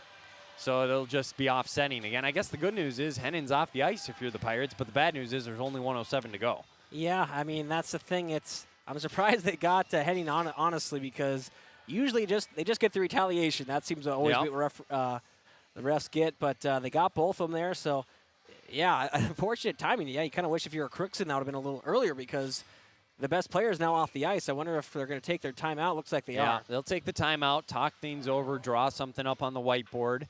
Taryn was very clear to make sure that Hennon knew he was going to the penalty box saying, hey, you too, you're going as well here. And so, yeah, there we go. 6-4, 1:07 to go.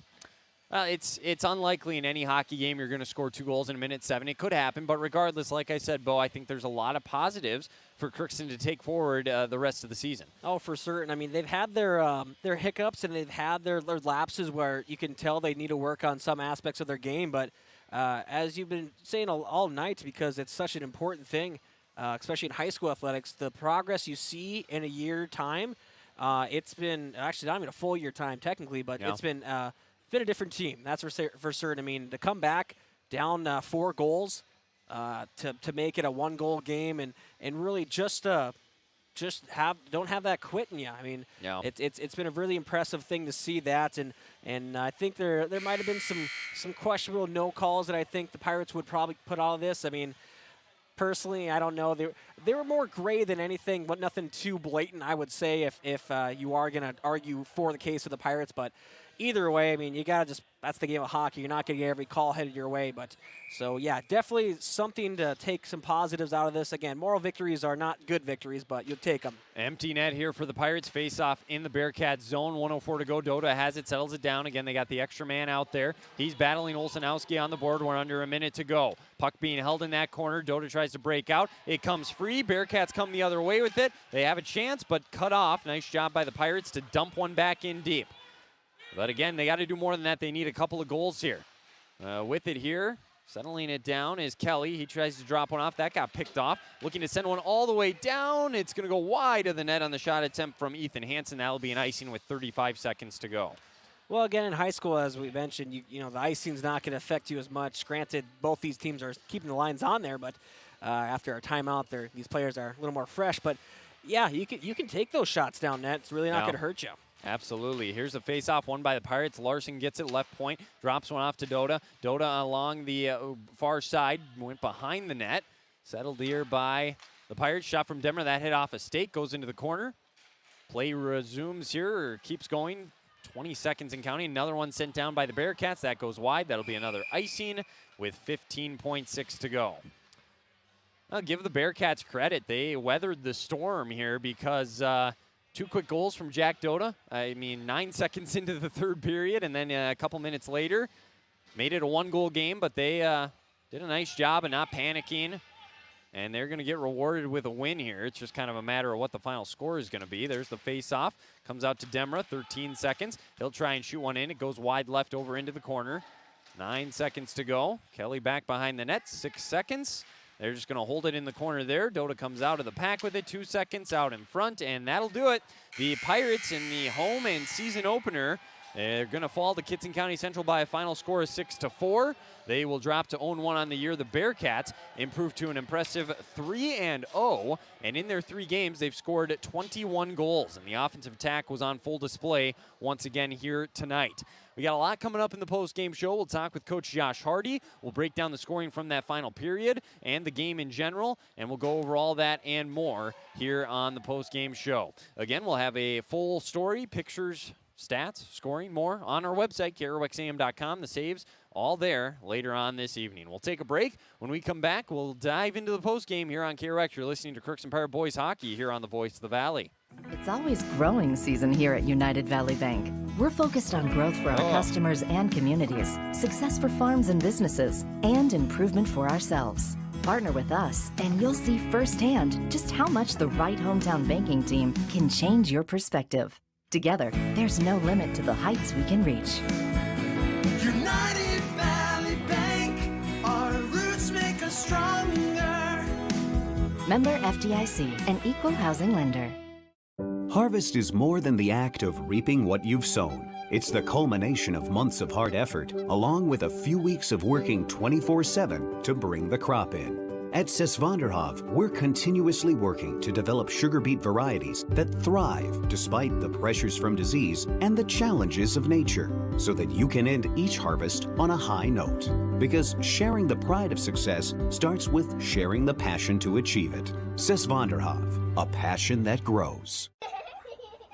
Tri-Valley Head Start Child and Family Programs offers child-centered, family-focused services in a community-based setting. The program provides health, nutrition, dental, mental health, family services, and parent engagement opportunities. Available for income-eligible children birth to 5 years old, as well as children with special needs, at-risk children, and families and pregnant women. Tri-Valley Head Start Child and Family Programs has centers in East Grand Forks, Grafton, Ada, and Crookston. For more information, visit tvoc.org. Riverview Health, exceptional people, exceptional care. Riverview Health is pleased to welcome Dr. Vanita Parikh to their team. Dr. Parikh is an experienced interventional pain management physician specializing in effective treatment options to increase functionality and comfort for daily living. For appointments, call Riverview Clinic at 218-281-9595. Dr. Parikh is seeing patients in both the Crookston and East Grand Forks clinics. Riverview Health. With the fall season right around the corner, Grove Mechanical in Crookston is ready to prepare you for winter. They suggest having your heating system serviced regularly to keep things running smoothly. A skilled technician will clean and service your heating equipment to ensure safe and efficient operation. It's never too early to get ready for the upcoming winter season. Before the cold sets in, call Grove Mechanical today, your hometown heating and cooling professionals. Give them a call, 218-281-3863, or visit their website, grovemech.com. You can make a sweet life right here in the Red River Valley with a career at American Crystal Sugar Company. Our shift schedule offers 14 days off per month, which gives you time for family, friends, the great outdoors, and everything else you enjoy about small town living. Entry-level positions are available, and pay starts around $18 per hour. Apply today at crystalsugar.com and share in our sweet success. And we welcome you back here to the Crookston Sports Center as the fans starting to make their way to the exits. This one has gone final 6-4 in favor of the Kittson County Central Bearcats. They get the win, move to 3-0 on the year. And again, they're averaging 7 goals a game. We saw the offense on full display here tonight as they pick up another nice win. Crookston now falls to 0-1 on the year. Our scoring summary from the third period of play. Jack Doda, a couple of quick goals. 9 seconds into the period, that made it 5-3. They won the initial faceoff. He just went all the way in and beat the goalkeeper to make it a 5-3 game. And then a little over 2 minutes later, he found the back of the net again. That made it a 1-goal game at 5-4. But the Bearcats settled in. They drew a Crookston penalty, and soon after, I think it was only like 10-15 seconds into the power play, they beat Jaron Bailey. It was Olsenowski with his third, so he got a power play tonight. That made it 6-4. That's where the game would end. Crookston did have a few chances late. They pulled Bailey with about a minute left, but they never could find the back of the net, and they fall in this one 6-4. So pretty easy scoring summary. We had 3 players with a hat trick tonight. Jack Doda for the Pirates had a hat trick. It was Hayden Olsenowski. He had a hat trick. And then, of course, Tyler Hennon. He had a hat trick as well. And then the only other goal scored in this game was by Crookston, and it was the sophomore, his first career varsity goal, and that was Ryan Street back in the first period of play. Our goalkeepers today, or goaltenders today, 32 shots on goal for Crookston. That means that Jamison Turner, he saved 28 shots tonight. He gets the win in net. For Crookston, Jaron Bailey, he'll suffer the loss, allowing 6 goals. He saw 27 shots, and he saved 21. So the Pirates did outshoot him 32-27, but that's not the stat that matters. All that matters is that final score, and the Bearcats, they get the win 6-4. So there's your scoring summary. We're going to talk to Coach Josh Hardy here coming up in the postgame show in just a little bit. We'll ask him all about his thoughts on this one, the play of a couple different players, where they go from here, and much, much more. They will be back in action on a Friday night at the end of the week, a game you can hear on KROX. Me and Bo will be making the trip to Red Lake Falls, and they'll take on the Eagles and see if they can get to 1-1. So that'll be a game that you can hear on KROX. It'll be a 7 o'clock puck drop. It'll be 6:30. The pregame show here on KROX. I don't know if there's going to be a JV game or not. Like I mentioned earlier, a lot of area teams, not very good numbers this year. So unfortunately, there may not be as many JV opportunities for Crookston this year. If there is, we'll obviously start the pregame sometime around 6:30, puck drop around 7. If there's not, then we shouldn't have any reason not to start at that time. So with that, I think we'll take another break. When we come back, we'll dive into our draft scoreboard update if Coach Hardy hasn't made his way up yet. Otherwise, we'll talk to him, and we'll have plenty more coming your way as well here on the postgame show. Again, the final score 6-4. Kittson County Central gets the win. We'll take a break. We'll be back after this. You're listening to Crookston Pirate Boys Hockey in the postgame show on KROX. Shopping for groceries is easier than ever with Hugo's Family Marketplace. To simplify life, Hugo's offers convenient online shopping with delivery or curbside pickup at gohugos.com. Even better, shop on the go with the Hugo's Family Marketplace smartphone app. Download e-coupons, recipes, grocery lists, weekly ads, and place your grocery order right from your phone. Save time and save big with Hugo's Family Marketplace, your hometown grocer since 1939. You're gonna find more low prices, more great stuff when you go to Hugo's. At Crookston High School, we really have a lot going on. There isn't that much going on. Oh yeah? We have softball, baseball, track and field, soccer, swimming, tennis, golf, volleyball, crap shooting, hockey, basketball, wrestling. So we have a lot of sports. And there is orchestra, band, choir, visual arts, speech, theater, Leo Club. And Crookston is one of the highest academic schools in the region. Really? Yeah, really, especially in math and science. I guess we do have a lot going on. Yeah, and that's why Crookston High School is my education destination. Welcome to Andy Oman State Farm. We're located on 423 North Broadway, next to Holiday in Crookston, Minnesota. Third generation agent with State Farm. We've got a team here with over 75 years of experience, 6 of us fully licensed, here to serve you. We know insurance is about a promise, and we're here from the beginning to throughout the whole process to deliver on that promise. Nobody likes to wait on hold, and neither do we. Give our office a call where a cheerful voice is ready to help you right away. Call 218-281-3643. The Crookston Eye Clinic is your hometown eye clinic. Whether you have cataracts, glaucoma, macular degeneration, or perfect vision, it is important to have your eyes evaluated to keep them healthy. The Crookston Eye Clinic is open Monday through Friday from 8:30 a.m. to 5 p.m., but on Thursdays they open at 9:15 a.m. They also have a second location in Boston to offer you even more appointment options. If you've been wanting to try contact lenses or looking for a new pair of glasses, the doctors at Crookston Eye Clinic are available to see you. Doctors Forget Smith and Jananetta are all accepting new patients. Call 218-281-2020 for the Crookston and Boston Eye Clinic, the best care in sight.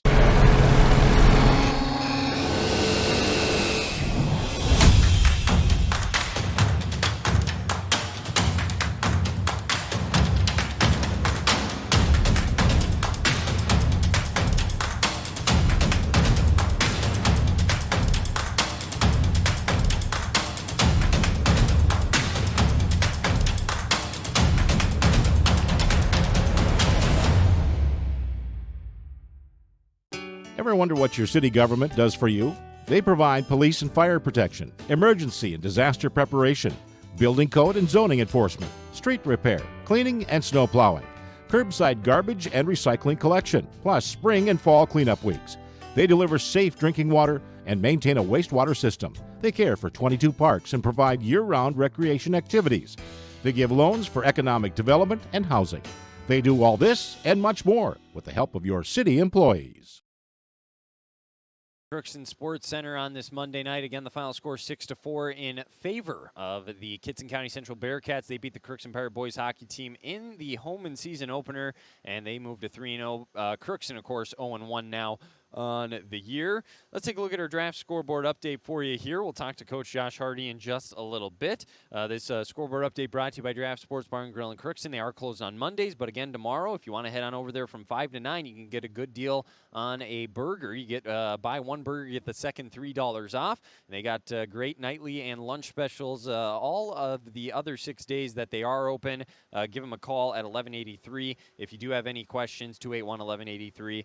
Check them out. They do catering and much, much more. Draft Sports Bar and Grill in Crookston. Oh, we did have a couple of final scores here from those state matchups we were watching. Of course, the Gophers, they lose to Virginia Tech in the Big Ten ACC Challenge in men's college basketball tonight. That final score was 67-57. And the Timberwolves, like Bo mentioned when he gave the rundown, they don't play a lot of defense, do they, Bo? I don't know what's going on with that. They do not. I thought Rudy Gobert was supposed to be a defensive guru or something like that. Yeah, not looking great. They let up 142 to the Wizards, and they fall 142 to 127. Porzingis, I didn't even know he was on the Wizards, scored 41 in the game. So forgot about that. I think he was injured last year, so he kind of disappeared for a little bit. I think it was injuries or because of that. But that's a rough sledding for the Timberwolves, who again are just kind of sliding, which is not a good recipe for success by any means. Timberwolves. So. Yeah, no kidding. So, anyways, like I always say, I never get excited about the Timberwolves because I know what's going to happen. So it's just easy to set yourself up for disappointment right from the start.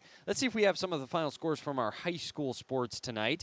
Girls hockey. Let's see if we can pull that up quick here and maybe come away with something. Well, Coach Hardy's actually going to join us now, so we'll get to the rest of our scoreboard update here in just a little bit. We'll let him put that headset on, and we are now joined with Coach Josh Hardy here in the postgame show. It is fancy, isn't it? We love it. So thanks for coming up. We appreciate it. Let's just start overall thoughts from this one. Just give me what you thought and what you saw. You win or you learn, right? That's sort of the key here, and that's what the message was in the locker room. We dug ourselves a hole pretty early. I thought we at times after that in the first period, I thought we played well, and then we gave up a week one late that we should have just ate on the wall, and then I thought the message in the locker room, was, hey, we're in this game. I think we're playing well. We can score 2 goals here, and then we came out and put ourselves in an even bigger hole. But I tell you what, I'm very proud of our ability to bounce back tonight. I think a lot of guys showed some maturity.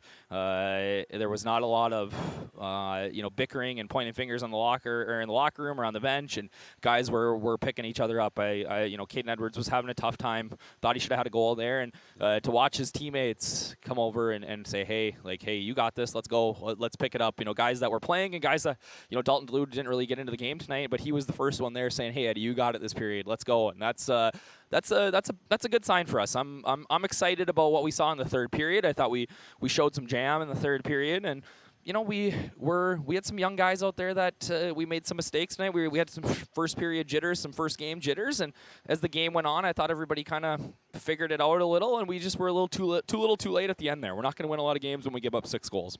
Well, have you ever been a part of a game or seen a game where there's been that much scoring in the first minute, 30 seconds of a period? So in the first period, you had 3 goals in the span of 3 minutes, and then even in that third period, Jack had a goal 9 seconds in. What was going on with that, you think? Yeah, I mean, I don't know. I looked over at their coach, and I said, you guys owed us one there for an early one. But, yeah, I mean, it's just, it seems to be we find ourselves in situations like that a lot, actually. But, yeah, I thought it was good for us to, what a momentum boost for us at the beginning of the period. We came out, scored right away, and got ourselves right back in the game. We talked about Ryan Street in the pregame show. Yeah. He was getting his first career varsity goal then right away. I mean, that had to allow him to settle in. That's a pretty cool moment. Yeah, I thought that he was, maybe a little nervous to start there the first couple of shifts, and then he comes and buries a goal, and I thought he settled right in after that. And, part of these young kids is they're just learning. It's a big jump from Bantams to high school and learning how to play at this level and what you can do and what you can't do. And that was the thing today as we you're going up against just an excellent player and a kid like Tyler Hennon. Not only an excellent player but an excellent kid. And we struggled to deal with his speed and his skill. And that was a good learning experience for us in a game like this, first game of the year where, grand scheme of things, not the end of the world that we lose a game here. It was a good, I think, wake-up call for us. We talked about that in the locker room, but we were learning how to play against good teams, good players, and that's only going to benefit us going forward. You mentioned the 6 goals. How much do you credit that to their top line and some of the shots they had, or is it also a combination of a little bit of rust maybe for Jaron and the defense, and is it a little bit of both? Yeah, I mean, it was not on Jaron at all. Mm-hmm. I mean, their top line was obviously great. I thought Olsenowski played really well as well. Had a beautiful goal here, the 6th one. But we scored one on ourselves. Nate Kelly does the right thing, comes back to the net. He's got a guy's stick. They just bank it off his stick into the back of the net. That's a tough goal to start, And then we lose a guy, or we don't kill a penalty, or not a penalty, but at the end of the period, we didn't kill it on the wall. We didn't get the puck out. And that was the other thing. We struggled to get pucks out tonight. We weren't very strong on our sticks. And they go backdoor on us. And then we have a 2-on-2 where Carter doesn't pick the guy up. And then, we give up a 2-on-1 because all our forwards are low. So, I mean, Jaron was really hung out to dry a couple of times. And I thought he played well. He obviously is frustrated and wanted a few of those back, I'm sure. But I thought he played well. I don't think it was rust on his part. I think on our part, just as a whole, it was little things like we were getting pucks out to the defense for shot. They were getting blocked, and we didn't get a forward out to help, right? So then they were coming back 3-on-2 the other way. And, a little bit of awareness on anytime 9's on the ice, right? Like we talked in between periods, especially to some of the younger kids, is how big a little mistake good players are going to make you pay on that, and whether it's just getting the puck out or over the blue line. So again, you win or you learn, and I hope we talked about in the locker room, we got to learn from this. And we got 3 days here to get ready for Red Lake Falls, and now we come back on Friday, and hopefully we learn from it and we play a little bit better of a game. Jack Dodo is your leading point getter a year ago. He gets a hat trick tonight. I mean, he's definitely, especially with this being his senior year, I'm sure got to be one of the leaders this year, right? I mean, obviously he's a guy that we need to. He's got to put us on his back in games like this, and I thought he did tonight, especially in the third period there. Right, he comes out, scores right away, gets another one. He is the without a doubt leader. I think our guys defer to him a lot, but he's the voice in the locker room. He's the guy that's going to hold everybody accountable, which is huge, and holds himself accountable too. That's the other thing tonight. I mean, it's an emotional game, a game that we felt that we should have won or we should have been in, more. And you go in the locker room and Carter Trudeau, after that one goal, he comes in and says, "Hey boys, that one's on me," right? That's a big sign of maturity, and it could have been, "Hey, well, why didn't you get this guy? You got walked, whatever." There was not a lot of finger pointing, like I said, and that's a positive sign, I think, for us. So I'm excited about that. And like I said, the third period, I thought we looked good. I thought we started to wear them down. Our depth played. Our third line played really well tonight. The line of Reese, Bucky Coburn, and Ashton Shockman. When Jack scored that 4th goal, they came back to the bench, and I said, "Hey, that one's you guys." They held the puck in the zone. They really played our offensive forecheck well. They did a nice job keeping it in there, and then started changing one at a time. And all of a sudden, Jack gets the puck and scores. So it was was a really big credit to them. I was proud of the way they played tonight. And like I said, I mean, you guys have been here for a few years now. We haven't had that sort of depth that we could really play a third line, and that's only going to benefit us down the stretch here. We just got to get those guys some experience, and hopefully we come back out Friday and are a little bit better. And this was a little bit of a wake-up call for us. Last question before we let you go, and this is just my opinion from last year to this year, and I know it's a small sample size because it's one game, but the power play, I know you gave up a shorthanded goal and you gave up the one power play goal, but other than that, you scored a power play goal. You killed one off. I thought it looked a lot better tonight than it did from a year ago. Would you agree, and do you think that's going to be something that gets better this year? Yeah, for sure. We I think that it was it was a good power play for us. We really haven't had a ton of time to work on it, but you put Jack Doda out there and he's got some skill, and we can we find ourselves in good shape. So he made it happen out there for us. And then our penalty kill I thought looked good tonight too. We did a nice job rotating. I think Jack and Carter are a really good pair together. Eddie and Nate Kelly I think do a good job. Nate Kelly blocks shots like there's no tomorrow. So we can hopefully be solid, better in special teams this year, and that can lead to some success for us later on. Appreciate the time. Thanks, Coach. Thanks, guys.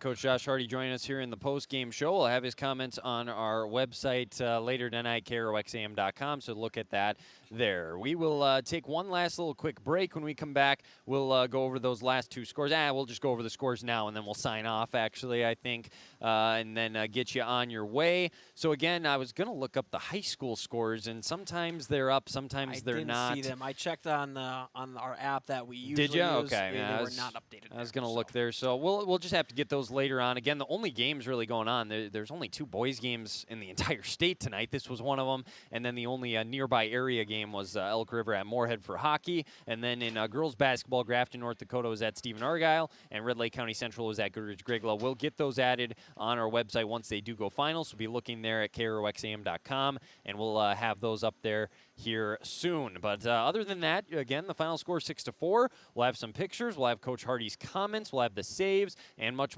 more all on our website, KROXAM.com. Just click on sports. Bo, any final thoughts before we sign off? Again, a lot of good, and heading into Friday, I think there's something to look forward to. I would say so, yeah. I mean, it's definitely, as we mentioned, a good gauging or kind of standing point of how this season might go and see where this team's at, and a lot of positives and obviously some things you got to work on.